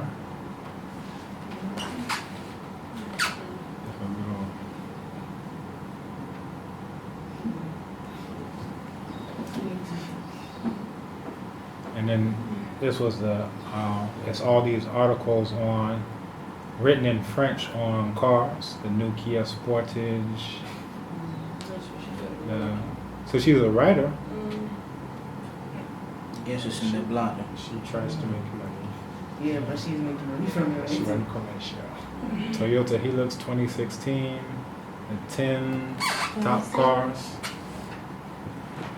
of Senegal. This is really dialectic. Yeah, and that brings me, like the moment we walked in, you mentioned something of, as in he talked about dialectism, whereby he's like to be able to, as in to be able to as in think or maybe do something in dialect, you must be really intelligent to turn something to its opposite. So I was thinking like, how does that relate to everything we've said about Eurocentric thought being dialectic and I don't know. Diametric. Yeah, diametric. Oh, okay. So we have So a difference. dialectics is just talking about that there are opposites. You can look at those opposites in terms of diametric opposites, right, or complementary opposites.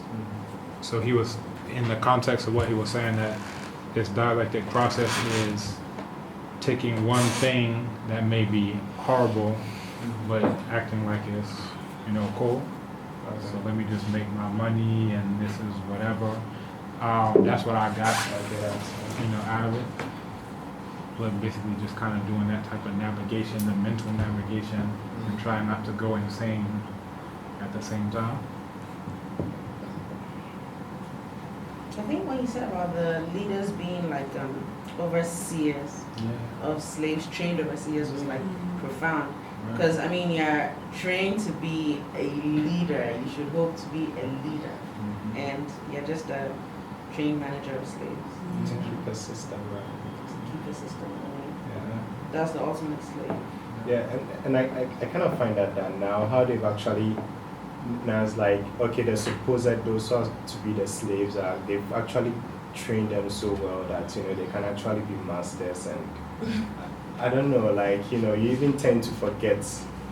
I don't know how to put this, but I hope you like with the case of Obama now, I mean I would like him to Obama?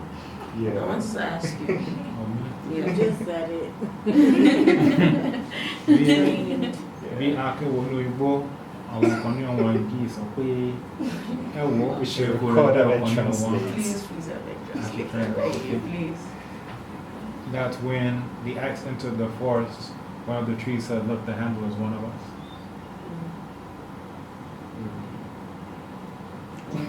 When the axe entered the forest, one of the trees said, "Look, the handle is one of us." And that was Obama. No, wait. The handle is the one trained to. Oh my The handle is the one carrying the axe and I doing mean, the Well, cutting. the handle is actually technically The handle is made of wood. Yeah. So the tree is seeing the axe. Did she make that attacking big down there? Oh, the brother. wood is yes, it's brother, but it's It's not. brother coming to It's do just the cutting. helping to do the cutting that'll eventually kill the tree. Okay. So you didn't celebrate when you won. Why? I repatriated Why to would he? Africa, as I said, there goes the revolution. Well, Because when you want to suppress a rebellion on the plantation, you give someone visual representation of this is now your overseer, and people will all clap and say, "Look, we have a black overseer." So you didn't So we're vote? free now. No. Or not. You weren't one of the numerous, the all-time high black voter turnout. You weren't part of it. Anyway, I mean, I didn't expect much from him.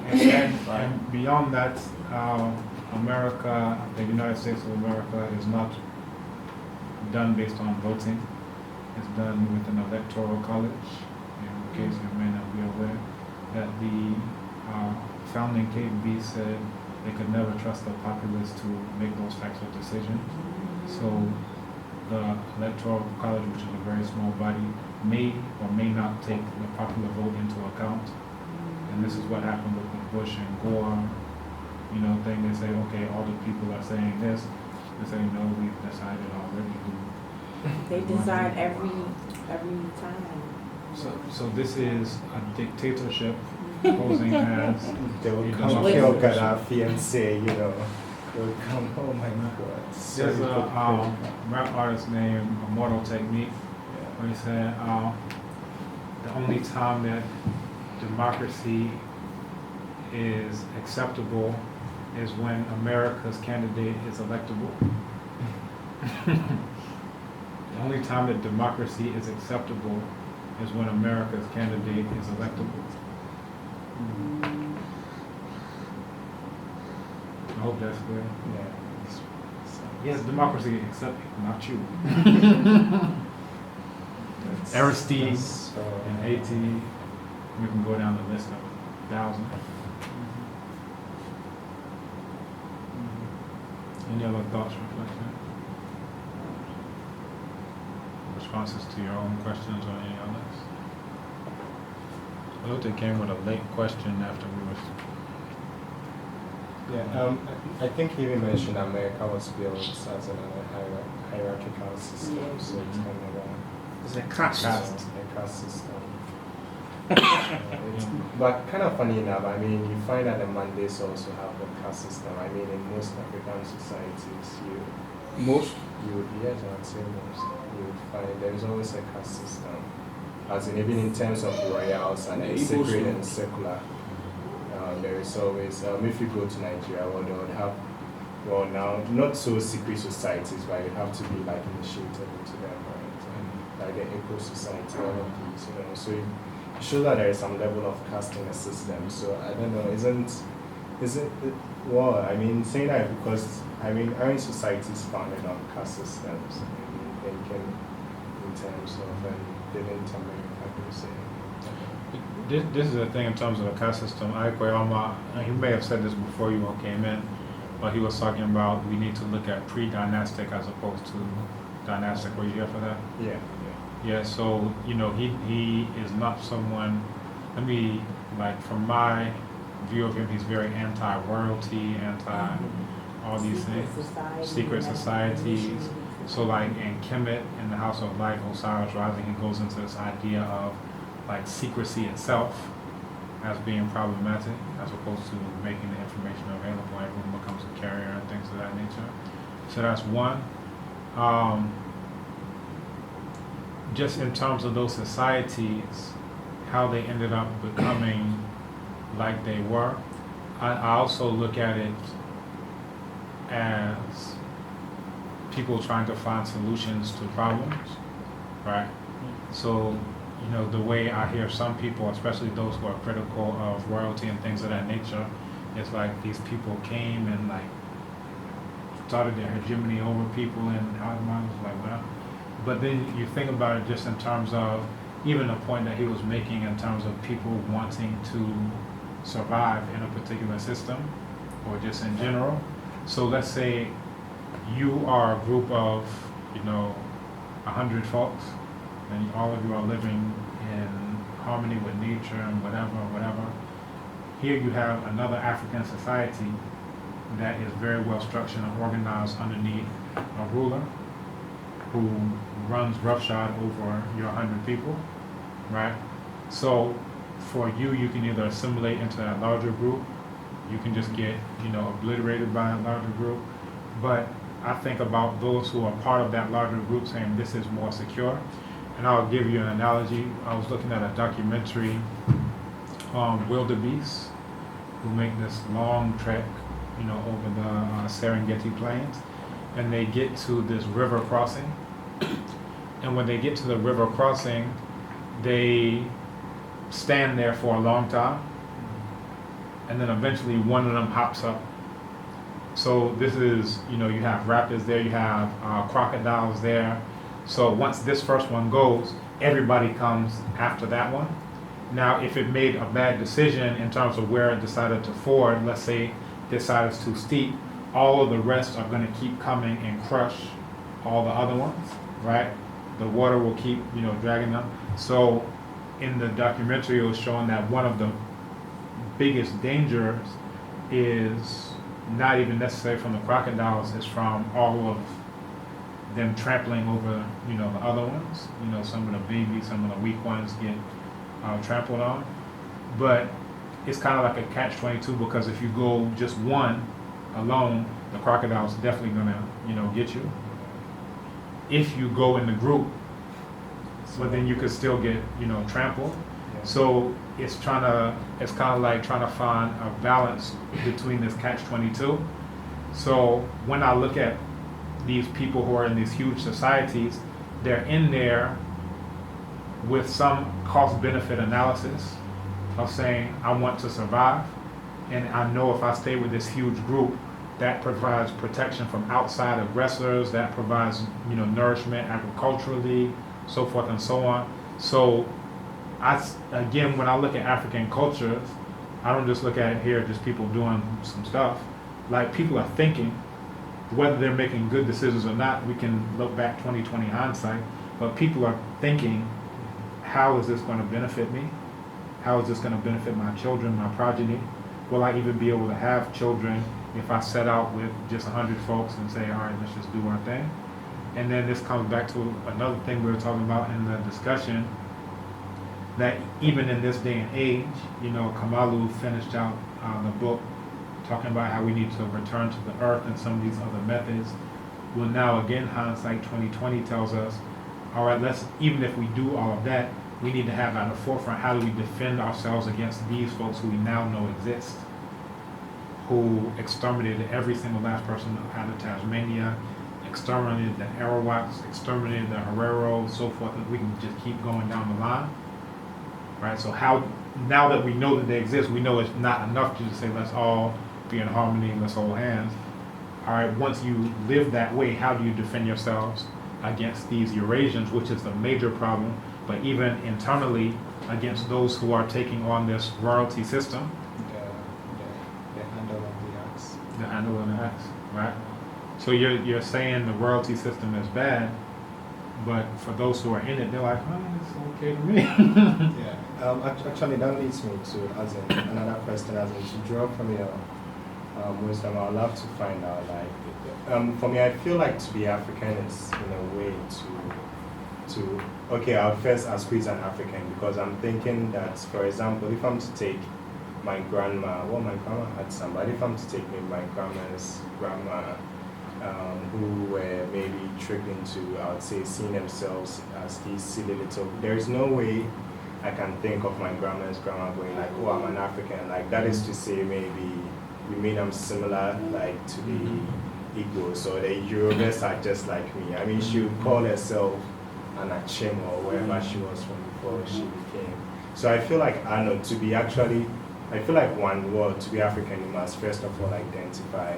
But then to also identify, you should have had some open mind, and I see this happening only through our formal education system, whereby you go there, you start to read as in the works of other people, and then in a way, and I feel like if you're lucky enough to also find yourself like outside of the continent, and that connection actually becomes stronger. So then, that's part of what Sarah was asking in terms of removal, and I was thinking about Kwame Nkrumah in terms of that. It's like when you talk about in literature this epic story structure, Sunjata, so forth and so on, they leave the community, they go out and they transform, but then they become transformed themselves, so that by the time they come back, now they come back and transform this original community.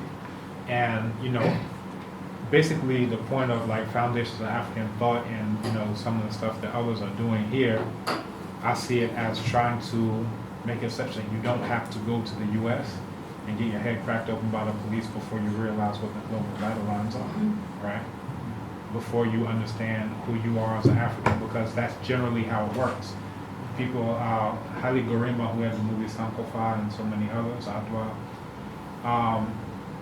he said, I read an article when I was in undergrad where he said that before he went to America, he always thought he was Ethiopian, and Ethiopians are better than these Africans. We've never been colonized, we've been Christian for longer, which is a paradox. You were the first colonized in that case. But then he said, basically he went to the U.S., got his head cracked open and said, oh, I think we're all in the same boat, black people. Come on, let's join hands, black people. So this process here is trying to make it such that you don't have to go and be in Nkrumah or Lumumba, going to Belgium and seeing all this stuff to understand, you know, this type of thing. Well, and then again, quickly, that means that those in a formal education system are those who get a taste of that. So at the lower levels, let's say, if they actually at the lower levels, like how do we also like, as in get them to think African, you know, to feel connected to the Western? Do you foresee any? See, this is the paradox to me. Like when you say your great grandmother would identify herself as Achim, or even when you look at the proliferation of Eurasian bees, you know, a lot of things we call African bees are coming out of Italy, Venice, these types of places. even this lust for Eurasian liquor, all these things, the paradox is that to me, people do that because they realize that on a very core level, we're all the same. So I need to do something that makes me different from what everyone else is doing.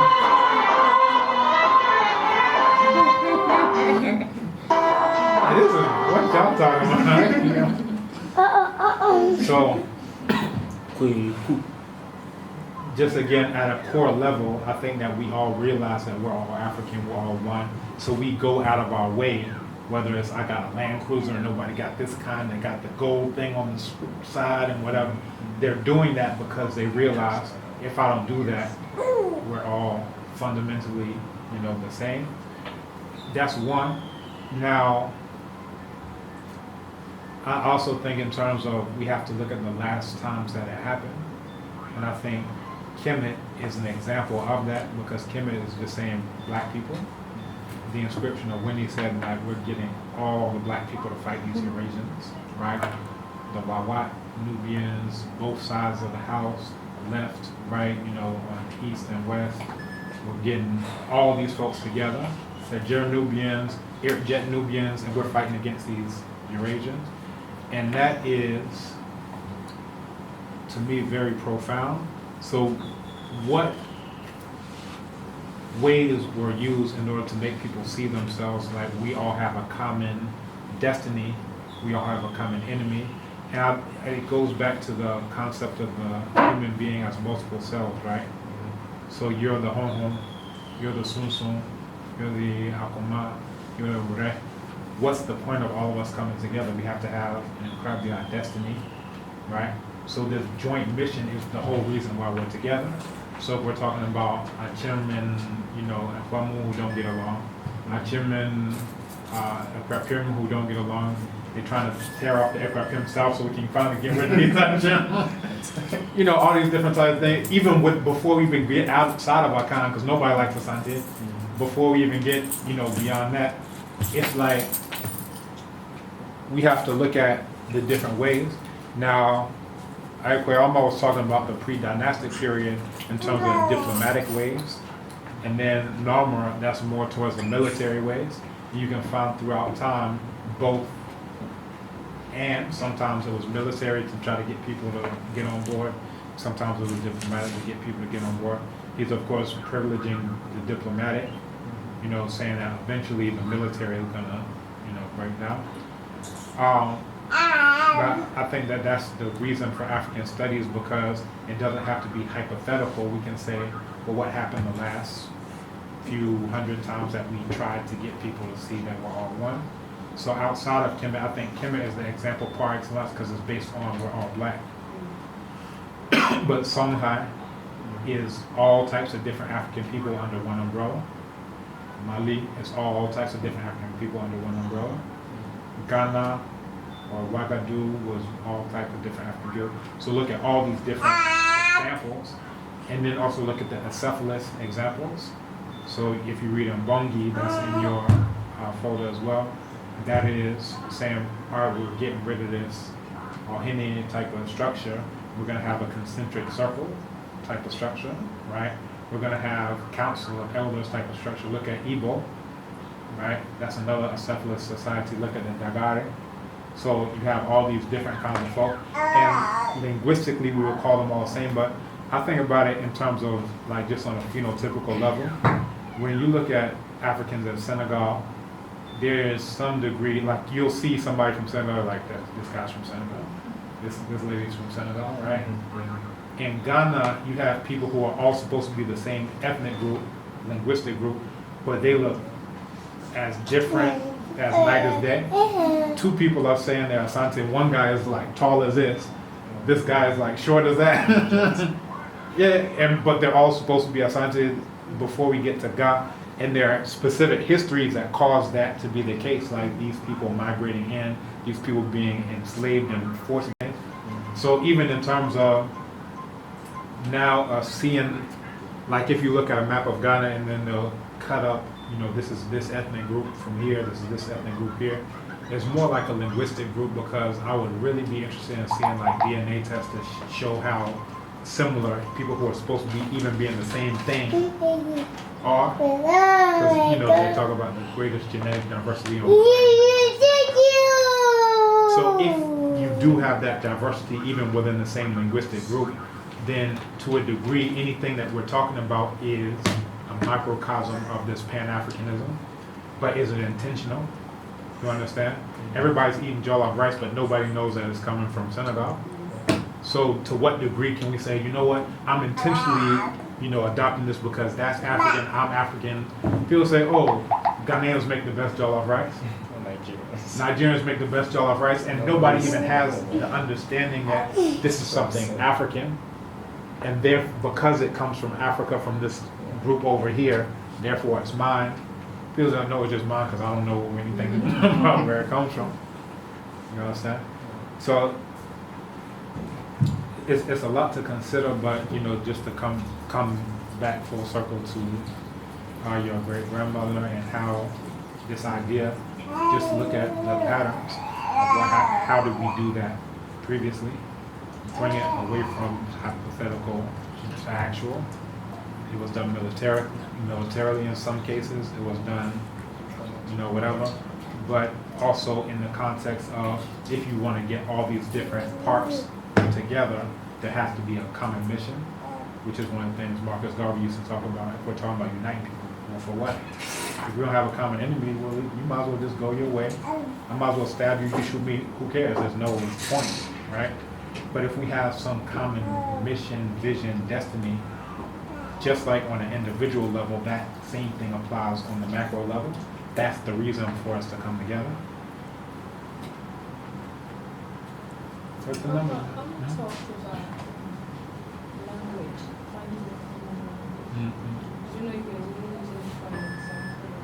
I was thinking, if we have to, is it necessary to find a common language? Because most African languages have these mutual intelligibility. Although you're saying something I don't really understand, I kind of know what you're saying, so I understand. So is it necessary to have a common language? To be able to have a common goal? It's a good question. We can look. It's a quote from Malcolm X where he says, you know, if you look and see what other people have done to solve their problems, then you can take a cue from that and, you know, look at possibly a similar method to solve your own problems. So it was talking about that, it was with specific reference to the Bandung Conference and things of that nature. When we look at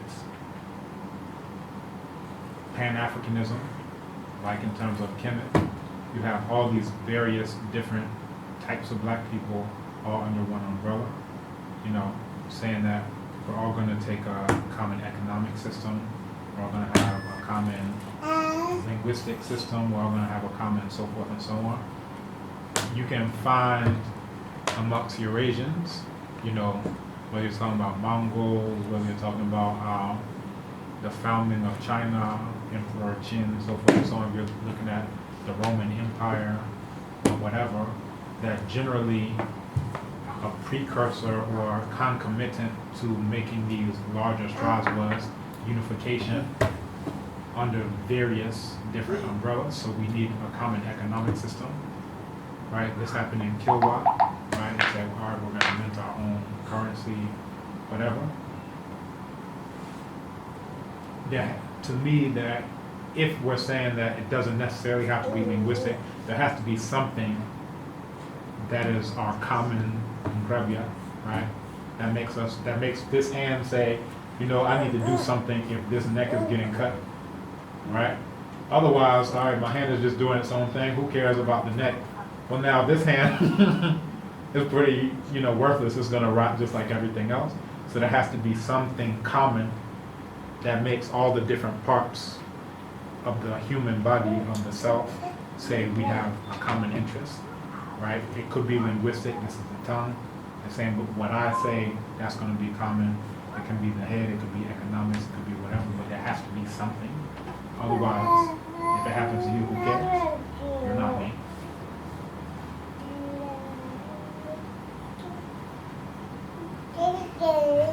I'm not actually thinking about, as in what your daughter, the question she asked.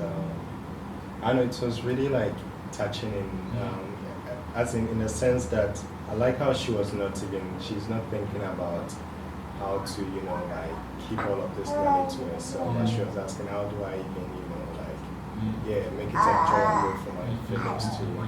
And I've been thinking if whether it's like it relates to actually passing through, I don't know, our educational system, because I find that, like growing up, it's always been a competition. It's always, so you're thinking about, well, I would say at that age, I'll be thinking about how can I even acquire more, like, Ayi Kwei Armah, can you tell me where to go that I can acquire everything for myself, trying to read a curriculum myself, and I feel like, I don't know, would you consider that like, well, as in a benefit of homeschooling, it's like, why did you choose that option? Oh, I'm not for interview today. Yeah, we lost him unfortunately. So yeah, all that energy is being. This is the thing. There's a part that says, "Nyansa nyesika na wachichiri na wajisi." So that at a certain point, if you're learning all this information and you can't share it, it becomes like constipation, right? Where it ends up doing something bad to you. Your eyes start watering and you start getting a headache and all this other stuff. That what you learn, it has to be a flow. It's sort of like water in a river versus in a stagnant type of pool. So you keep learning, more water keeps coming in, but it can't move, and it starts to stagnate. That's one. For Amma, in terms of homeschooling, how would I put it? It would be child abuse to throw our children to the wolves. To teach at the university level here, over there. If I was in the U.S., we would be homeschooling. That we have to just question this whole paradigm of turning your children off over to people you don't even know. To do what, right? I don't know if this school teacher has a similar worldview. I don't know if this I don't know anything about this person. You just do this without even questioning who says that this is even a good thing. Here's my child, just take them, I'll be back in 8 hours. Who even says that this is logical or sensible? So that's even one, just questioning the very foundation and basis of it. But then beyond that, when I asked the 200 level students, have you ever heard of this person? No. I'm talking about Africans, of course. Have you heard of this African book? No. Have you heard of this African concept? No. You know this? Do you know? All of them are university level. They've never heard of anything. Then I asked them, have you heard of this cave beast? Yes. I heard of this cave beast? Yes. I heard of this imaginary cave beast? Yes. They know all of it. So I'm like, if I don't think that that is a good destination, why would I send my child on the track for her to end up there? Or him. And this is the thing, and what Aisha mentioned as well, just in terms of, she was mentioning reading the nature, reading from Islam and Christianity, that it kind of touches on what we were talking about in classes, that at this point in time, I would highly recommend that we exhaust the possibilities of all of the African world as a priority before saying, okay, now let's go to Islam. We have full coverage area, still full coverage, right? So now, let's go and now let's deal with Christianity, Islam, whatever we have, just some free time on hand. So, Kemet is one, but it's not all. So if you can run down everything in Kemet, well, that's one part of the puzzle, a very big part of the puzzle, but that's one part of the puzzle. Can you run things down from Shona culture, from Zulu culture, from Congo culture, from Wolof, from so on? Very few people can do that, because how many people are really trained to do that? you know, from young or from whatever age, that I know so much about the whole African continent. So now I just have some spare time. Let me see the connection with this Eurasian stuff now. Usually is, and that's a much broader view, right? Usually is, I know, if I'm a Chim, I know Achim, and I know Christianity, and I can choose one or the other, right? As opposed to, now it's say, okay, I know Achim, and I know Medinecha, and then I know Islam and Christianity. I think there's still an issue there, if that's what's actually being said, right?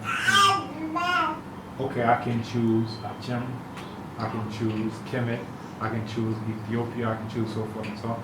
Because like this is part of the question about the women rulers. Like in Ethiopia, that wasn't an anomaly. Women were the rulers, right? And then they could have a consort or not have a consort, but that was the paradigm. You understand? In Kemet, they were talking about Hatshepsut, where she was basically a female king. But in Ethiopia, which is where the people of Kemet came from originally, that wasn't the paradigm at all. Women are the rulers. That's it.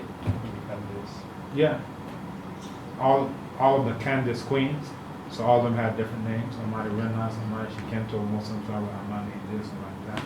So when you see all of that, this gives us something else to pull from our whole African experience. So we're saying royalty tends to be male, but what about places where it's not an aberration that the women are rulers? That's just women are rulers. And I think about that even in terms of like here, when Prof. Armah Vampofo was here, like generally I see women as much better in leadership positions.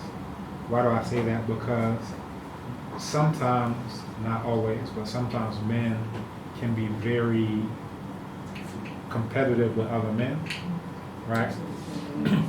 So whereas the women, and sometimes women can be competitive with other women, but I'm just going to try to abstract away from that for a second.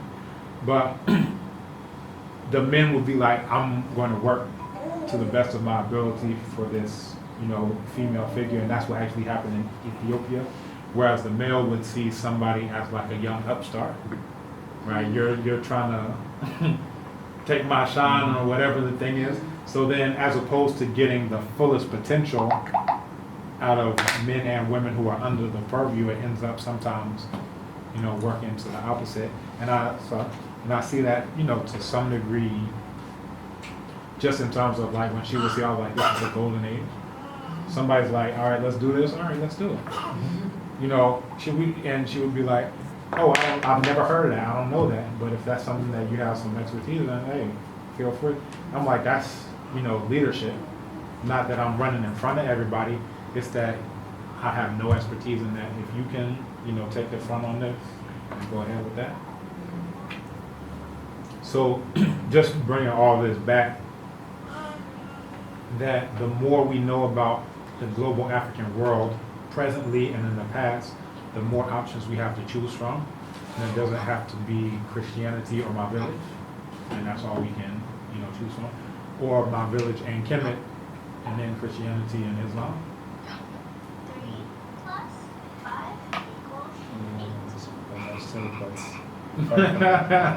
= Yeah.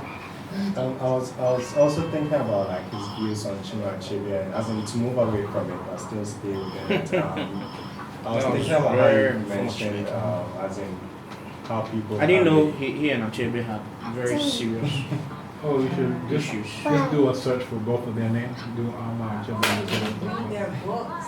It's so Yeah, that was. Read the books, and you can see the mindset. I don't see how they would get along. And somebody actually asked me after the UGRC class, they were saying that, okay, Armah's saying to do X, Y, and Z, and that we should, X, Y, and Z, sorry. That we should do this, that, we should work together, and blah, blah, blah. Achebe is, you know, saying the tiger doesn't have to proclaim his tigertude, and, you know, so forth and so on. And he was saying, well, look at how successful Achebe is. He's gotten all these awards, you know, prizes from, you know, he didn't say from Eurasians, but that's what the American prizes are coming from. It was like, well, that just means that Achebe is way more, you know, and Ngugi is saying let's use African languages. Achebe is saying let's use English. Look at how well Achebe has done. That must mean his way is the right way. And I was like, to me, it's the exact opposite. If your enemies, this goes back to what we were talking about Nobel Prize, right? If your enemies are saying, great job, keep it up, you need to do a self-check. Like, hold on. Hold on, what am I doing wrong? I gotta stop whatever it is. I just gotta at least pause. Maybe I'll keep going, but at least I need to do a self-check and pause and say what's going on here, right? And, you can see that as well, that the ones who, and this goes back to what we're talking about, artificial selection versus natural selection. If the ones who right, they do not have your best interests at heart. They're always looking for their own benefits, and they're telling you what you're doing, keep it up, right? Whereas the ones who are actually doing work that would be beneficial for this group, they're trying to sideline, suppress, critique, blah, blah, blah. That one is the natural selection. In the natural environment, Africans would naturally go towards this one. But because our environment has been made artificial, like we were in the presentation, I was showing you the natural, substances reaction to oppression, it automatically pops back up.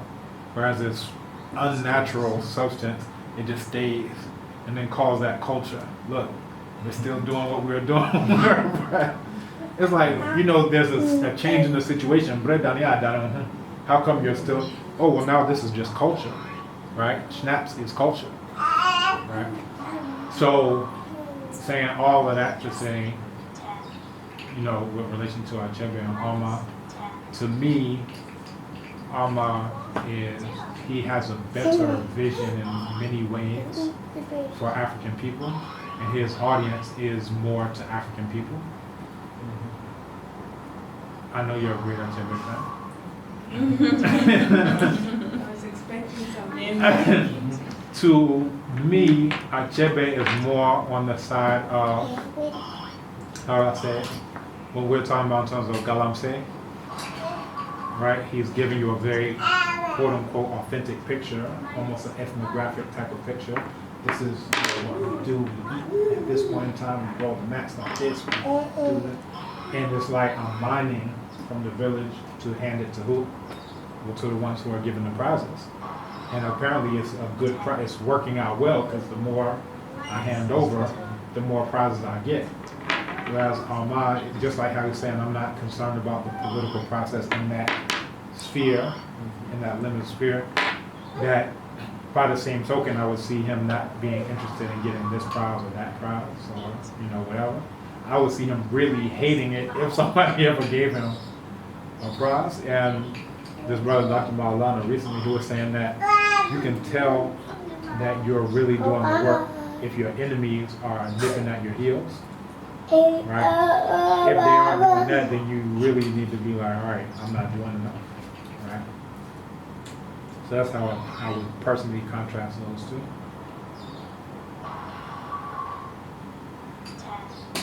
You want me to say something? Yes. Feel free. I mean, yeah. At that level, I can't disagree. He's a commercial success. He was a commercial success. And the world out there is more familiar with him than with Ayi Kwei. Yeah, even Ghanaian. And it's very possible that it has to do with style of writing and not necessarily content. Alright? Ayi Kwei Armah is an extremely difficult. He employs a very difficult style. You have to have serious patience and a certain level of concentration. Most importantly, you need some interest. Hey, this is this man's book. I want to read it because it was written by this man. Right? You just pick a book of Achebe and it's like water flowing. You get it? And that could be one reason for his commercial success. Now, it's very, I really didn't know this part. I know that Achebe published The Beautiful Ones Are Not Just Born when he was with African Writers Series. And I know that following that, there were a lot of problems, especially when we spoke of exploitation. by African Writers series of him and his work and stuff. But I really didn't know that. I thought the fight was between James Carey and those white people and Ayi Kwei Armah. I never really knew Achebe took sides with the white people against Ayi Kwei Armah. And I was very disappointed to hear that, to the point that he even made up stuff against Ayi Kwei Armah and stuff. You know? So yeah, I mean, but I think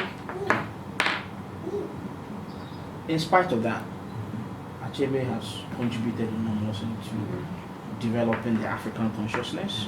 He has no love for the white man, for their things, and his defense for his use for his preference for the use of English language is that he doesn't write the Queen's English. He writes Igboish. His English draws from his Igbo, not even like he doesn't. He identifies Achebe is an ethnic man. He doesn't have the view of Africa as a whole. He hardly lets that out. Yeah. He starts from his Igbo experience, and you need to analyze to identify that this ethnicity, this ethnocentrism. You get it. You need to do some serious analysis to come to that, because he does it so well. You don't see it. You don't see that this man is an ethnic. You know, he's filled with ethnic pride. A lot of the Igbos of that generation very much well. You know the Biafra conflict. Yeah. Yeah. If you're not. So I see that even in Chimwezu. I see that in like Chimamanda. Yeah. Adichie. So, you know, I had a rare occasion speaking to Achebe's son. And at the conference there was a section about identity politics and how it affected Achebe's image and so on. He just told me that, you know what, yeah, let me just ask you a question. I know his father started out, he wasn't anywhere close to who he ended up to be. But he became what he became because he found a gun pointed at him because of his identity. Merely because of his identity. He almost died, he almost lost his family and stuff like that. And when a human being goes through such a trauma, it naturally makes you more protective of that identity. And that politics itself is identity. We just try to hide it. But politics, identity, and all that stuff. Anyway, so, well, maybe when he also joins the ancestors, they can go and make peace. I would like them to make peace, frankly, because I feel if I have children, I'm going to start them on books of Achebe and Ayi Kwei Armah. See, this is the thing, like in terms of Ayi Kwei Armah, when I was reading like all of his books around the late 90s, early 2000s. And I think I shared this with you. I tried to like give 2,000 seasons to like one of the porters working at Ish. To read. I'm like, this is so profound, you gotta read this. He gave it back to me like, I can't understand anything he said. And it made me reflect on Armah's audience. And I felt like his audience is more Africans in the diaspora than continental Africans. Just coming back to your point about Africans in the diaspora tending to be more towards this Pan-African type of thing. Like, he's almost deified by Africans in the diaspora. Armah, not Achebe. Because people who are of that particular mindset see the, like Mama Marimba, who taught my wife, she was like, just like how she was saying, the works of Ayi Kwei Armah, not African writers in general, not just him. Like for Africans who have, and she is the author of Yorugu, which we're gonna read. Yeah, Marimba. That literally he's like deity status, and people there, I don't think I've met too many people who, you know, had a difficulty understanding or whatever, because it's very thick English, but like everybody's like, we know it, you know. There's some words like cacophony, let me look that up again. But generally, because of all of these different considerations, I see him as writing towards these people who are already the utterers, the hearers, the seers. And a lot of it has to do with, you know, as you said, like that shared historical experience. We would probably like to be more ethnic ethnocentric, it's that all that was stripped away. So from that bad experience came something good, like, look, we all are in the same pot, we all have the same common enemy, let's unite on this basis. And Blueprint for Black Power, Amos Wilson talks about race as one of the bases of power, right? And that's the reason why Eurasians are very big on saying there's no such thing as race anymore. Because it's like, all right, here I have a stick, I've been using it, boom, boom, boom, boom.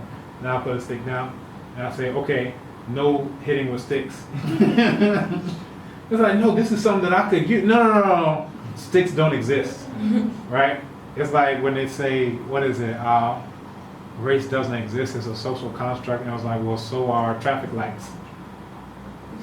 Those were invented, right? Yeah. So do those not exist, or do those, exist? So, when you, again, it's just to be very wary of why Europeans or Eurasians say what they say, when they say it, for what ultimate benefit. Because we can say, a lot of people are like, yeah, we've been taking a lot of beating for this whole race thing. Yeah, let's just throw it out. Cool. But why now? Why weren't you willing to throw it out in the 1800s? That's when we really needed you to throw that out. And then we would have been all on the bandwagon, like, throw it out now. But now the African people are saying, you know what? We all have these similarities. We all have a common enemy. We have a common mission, a common vision. Let's use this commonality in order to fight against this common enemy that we have. That's when what you would use to do that doesn't exist anymore. It's an invention. Well, air conditioner's invention, does that not exist because it's an invention? Well, let's just discuss that. Well, maybe I need to think about it. Gender. Gender. It's a social construct. So does it not exist? The question is, do things that were invented exist? They do. Is creation something that only happened in the remote past and now there's no more creation? Or is creation continuous, things transforming, changing to other forms, right? So these are the questions. But yeah, just to come back to the Ayi Kwei Armah Chinua Achebe, I think that just in terms of that point about the style, I don't see the style so much, and this is just my view, he could, I probably should ask, who are you writing for? But I don't see the style as a problem for who I always, saw as being his primary audience. And I would think once Africans like maybe a Kwame Nkrumah would go there and have that level of sensitization, say, I'm no longer Nzema nationalist, I'm African. Well, he's not even saying I'm Ghanaian. If anybody qualifies as a Ghanaian, he would, right? But he's saying I'm an African based in Ghana. I would see Ayi Kwei Armah as writing for that type of continental African who perhaps had to travel, or who maybe doesn't have to travel anymore because we're getting all this broad view here now. It's a bourgeois leadership he's attracting. Yeah, I think that you have both the bourgeois and the non-bourgeois, because the people who read him in the States, some are the ones who've been to school, others, and when I say that people in general deify him, people who like look at Bobby Hemmett tapes and stuff like, I don't know if that's a good. I don't know Bobby Hemmett. But what about Africans on the continent? It would be bourgeois Africans who would just You need to have attract attained a certain level of before you can read an Ayi Kwei Armah. That cuts off the majority reading of English and understanding. I think the thing is, he's telling you. Maybe if you have a natural. The utterer, the seers, the hearers, he's already telling you from the outset that I'm talking to those folks. Okay. Because he's even saying, like, here you have a mad rush, these masses who are rushing headlong towards destruction. This is what we're seeing right now. This is the prologue.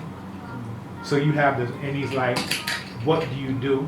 Do you shout at them, or do you contribute to the cacophony? At the end of the day, you're just shouting in this whole thing of shouting. Or do you say, all right, I know all y'all want to rush headlong to destruction. Go. When you realize that this is nothing but death, then you'll become one of those seers, hearers, and others who are now looking for a way back to your way. So he's telling you at the outset, I'm not trying to get everybody who's rushing headlong towards destruction. Mainly, I'm dealing with those few people who've already tasted that whiteness of destruction, whether continental, and who are already saying, I'm looking for a way back to my way. And usually the people who are looking for a way back to their way are the ones who have tasted that white death of destruction. So your great grandmother, who's Achim, maybe isn't even looking for that, right? She, you know, a lot of the folks here on the continent are enamored with whiteness, whether it's the technology, shiny trash, all this other stuff. They want to taste it. You see what I'm saying? And there's not very much you can tell them verbally that's going to dissuade them from saying, I want to go and see it. So you say, oh, it's good to build your house with indigenous materials. You're like, well, then people will think I'm poor. No, I want to do what they're doing. Right?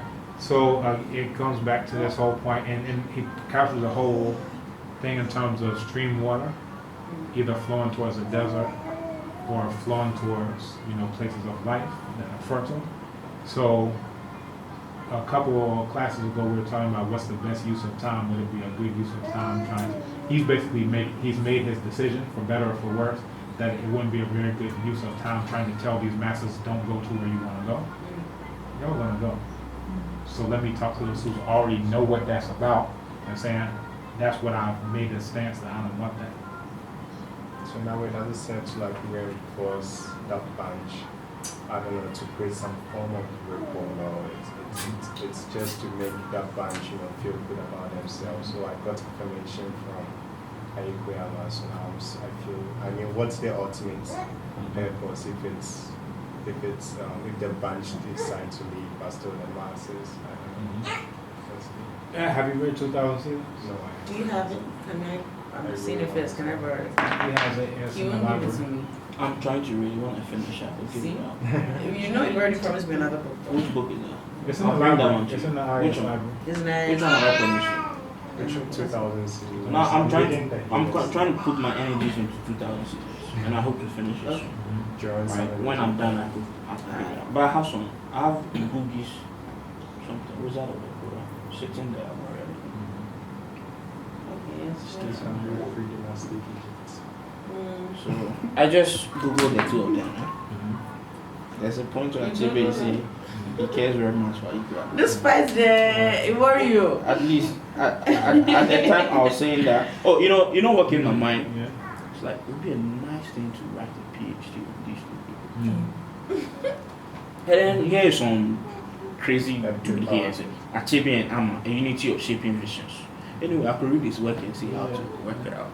But I'm not trained from the beginning to be a literary scholar, and that's why I always have a difficulty with taking that bold step of going into the literary. But I've met Ayi Kwei But actually, you said Achebe does not love anything white, but he said in an interview. He's not a lover of white. But he's actually said in an interview that Birmingham is his favorite city. He actually said London is favorite city. There was a country. So I was trying to I found that when I was reading, there was a country, and I got to that point. He said his favorite cities in the world are London.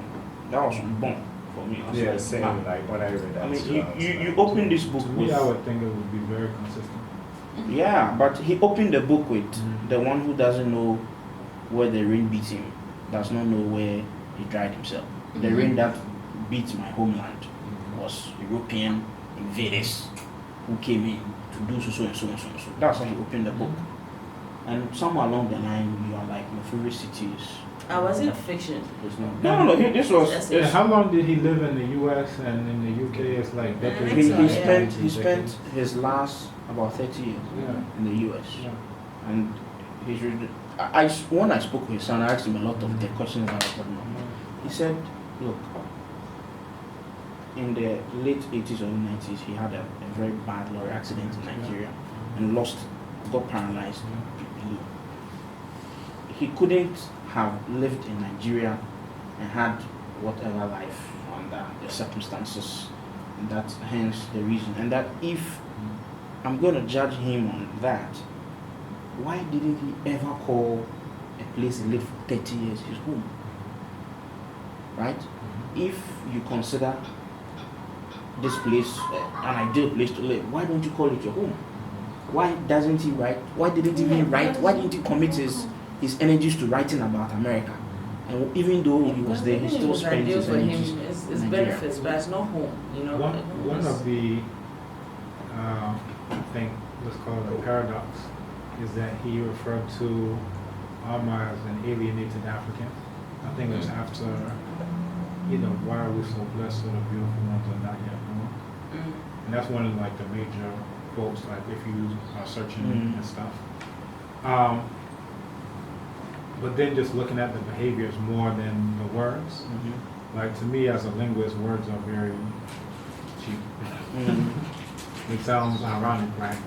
But if I look at Achebe spending 30 years there and now look at Armah, like I didn't know that he had traveled to all these different places and lived there, taught there. He said, if I'm supposed to be African, I need to know about the whole Africa. It's very rare, especially I would say for somebody coming out of the continent, because usually this is my pre-colonial fragment. If I can get to my neo-colonial fragment, then I'll be a Ghanaian. If I can get beyond that, then okay, let's make up with Nigeria, I'm a West African. If I can, and that's what my Kikongo too says, like we got 1,000 different hurdles before we even get to say we're continental Africans. Because he's like, that's not the identity I live with on a day-to-day basis. Like, I'm Kimsundi, before this, before that.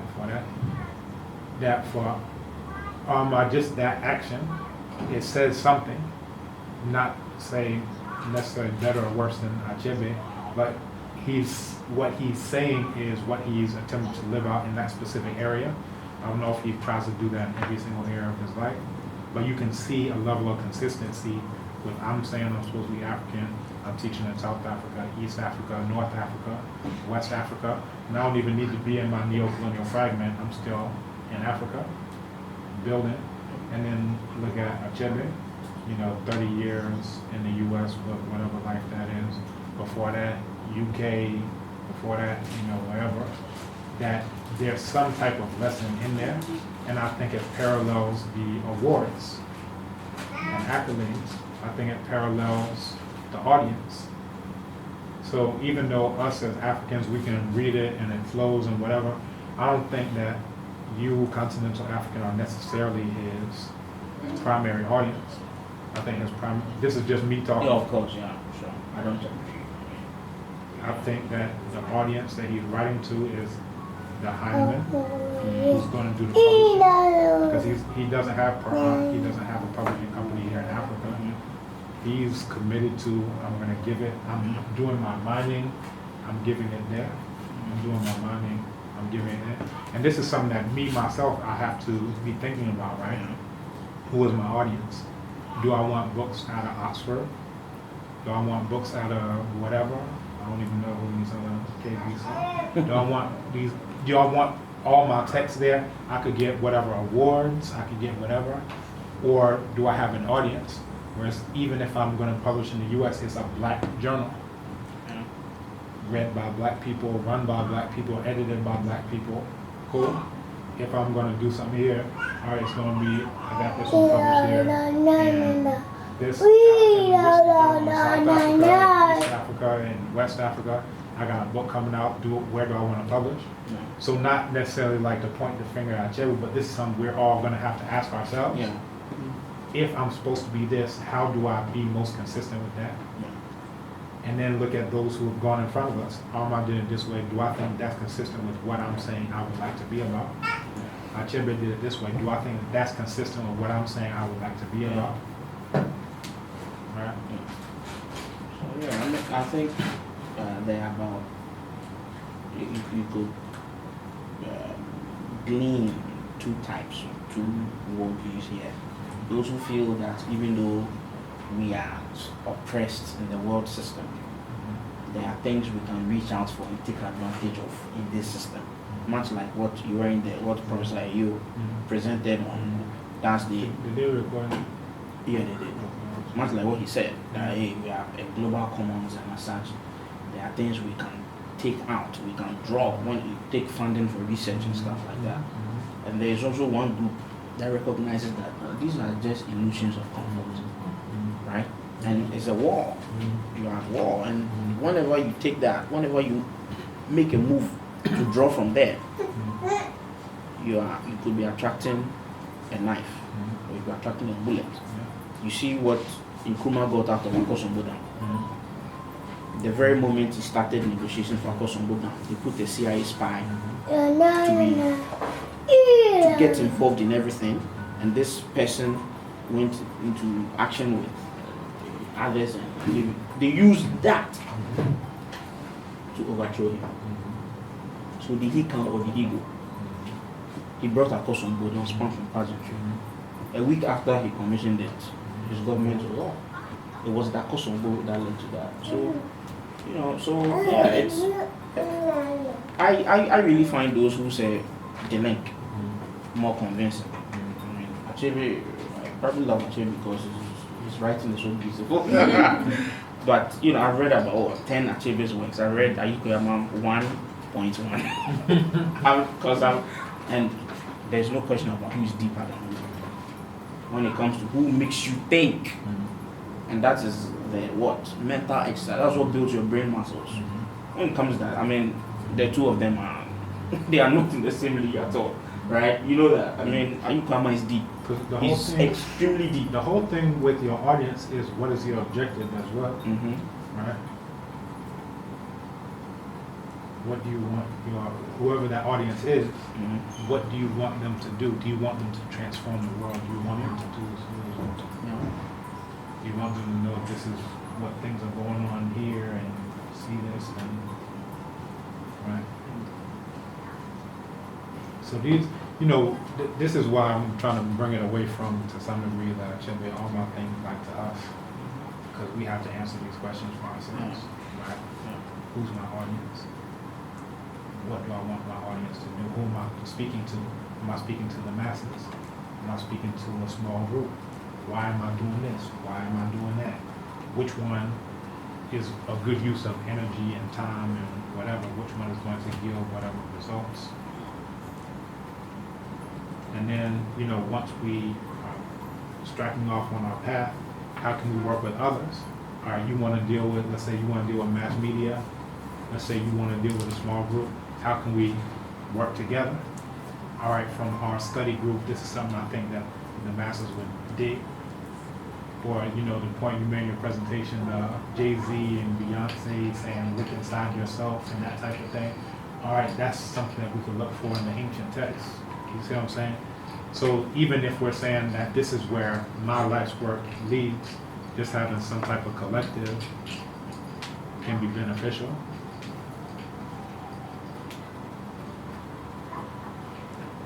Yeah. So we'll be asking those questions. Well, yeah, I mean, I find your movement very, very, very, very, very pleasing. Because quite frankly, I hate to be oppressed. There's nothing good that can come out of my continuous oppression. Even if it's delicious. Even if it's delicious. It's killing you. It's delicious, but it's killing you. There was a guy who was a drummer, he called himself I did it. I'm not sure, I got a tone. I did it. Does that make sense to you? I did it. He said sweet sin. He said sweet poison. Hey, okay. I did it. Sweet poison. It was Ewe, so that's what I'm asking. Okay, so how would you say something like sweet poison? The Ewe, no, they don't pronounce their D as D. It's like Z. Or it's not like supposed to be like a retro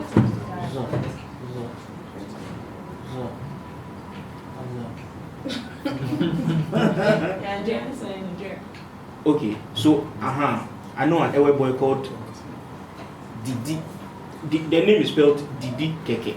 Didikeke. Right, that's his name, Didi Keke. One usually with the name is Zizi. Or is it Gigi? It's Gigi. Gigi, right? So it's Ajijeje. It's Gigi Coco. So it's not Didi Keke, it's Gigi Coco. Gigi Coco. You have to go, You have to be on TV, Why are you telling me today? Hey, Charlie, you just have to talk politics. No. Tell him we don't want to hear his political views. They don't sound smart. Why? It's better to enjoy his music. Oh, but he's political. Really? I've never seen You don't know him Olawale go. is political. Let me go ask Everything, him. charity stuff. Ask him what's his motivation for being political. When I say political, what he's Oh, said stuff he like he supports 2008, yeah, everything. 2008, he sang for Akufo-Addo whenever he's going to stage, he sang I for remember him. that one. Yeah, subsequent 2012. Ah, so he sang for him. He sang for him. No. 2012, he went back It's to his the country. business. Ah, No, he's not doing business. no. Did he open his mouth to declare, "I am this"? Yeah. And he declared. Yeah. I think he did. Look Yeah. him up. Yeah, Because yeah, I no, remember that's distinctly him coming out with MPP. Yeah, sure. Okay. He's deep in there. But it's okay. Yeah, I mean, Just that one time I heard him trying to talk politics. He said if he hasn't been voting for MPP, Ghana won't have anything like health insurance. So and I was like, hey, Charlie, you don't know Ghana health insurance time. That's why you are feeling that the final implementer. Yes. yeah, political is not this started. Slow down. Oh yeah, I'm political, but I don't vote. Lost track. I'm political, but I don't vote. You know, I'm not going to be part of this. You know, the politics is an extremely useless system. So the basis for assessing somebody is a person coming to you to talk to you. And then you go and cast your vote for the person. And it always ends in divorce. Oh, yeah. You know? The marriage doesn't last. It always ends in divorce. They come, they make lofty proposals, you find it attractive, you go and endorse it. It always ends in divorce. You get it? Like, no political party should stay in power. And I also hoping to hear his thoughts on that, you know, because I feel this multi-party system is very useless. You can interpolate his thoughts on the political everything that you would ask him. Okay. It's more One distracting. through Because we his- won't be one through in his favor of actions it and because through it's his work. Eurasian. It's totally Eurasian. Yeah, it's useless, right?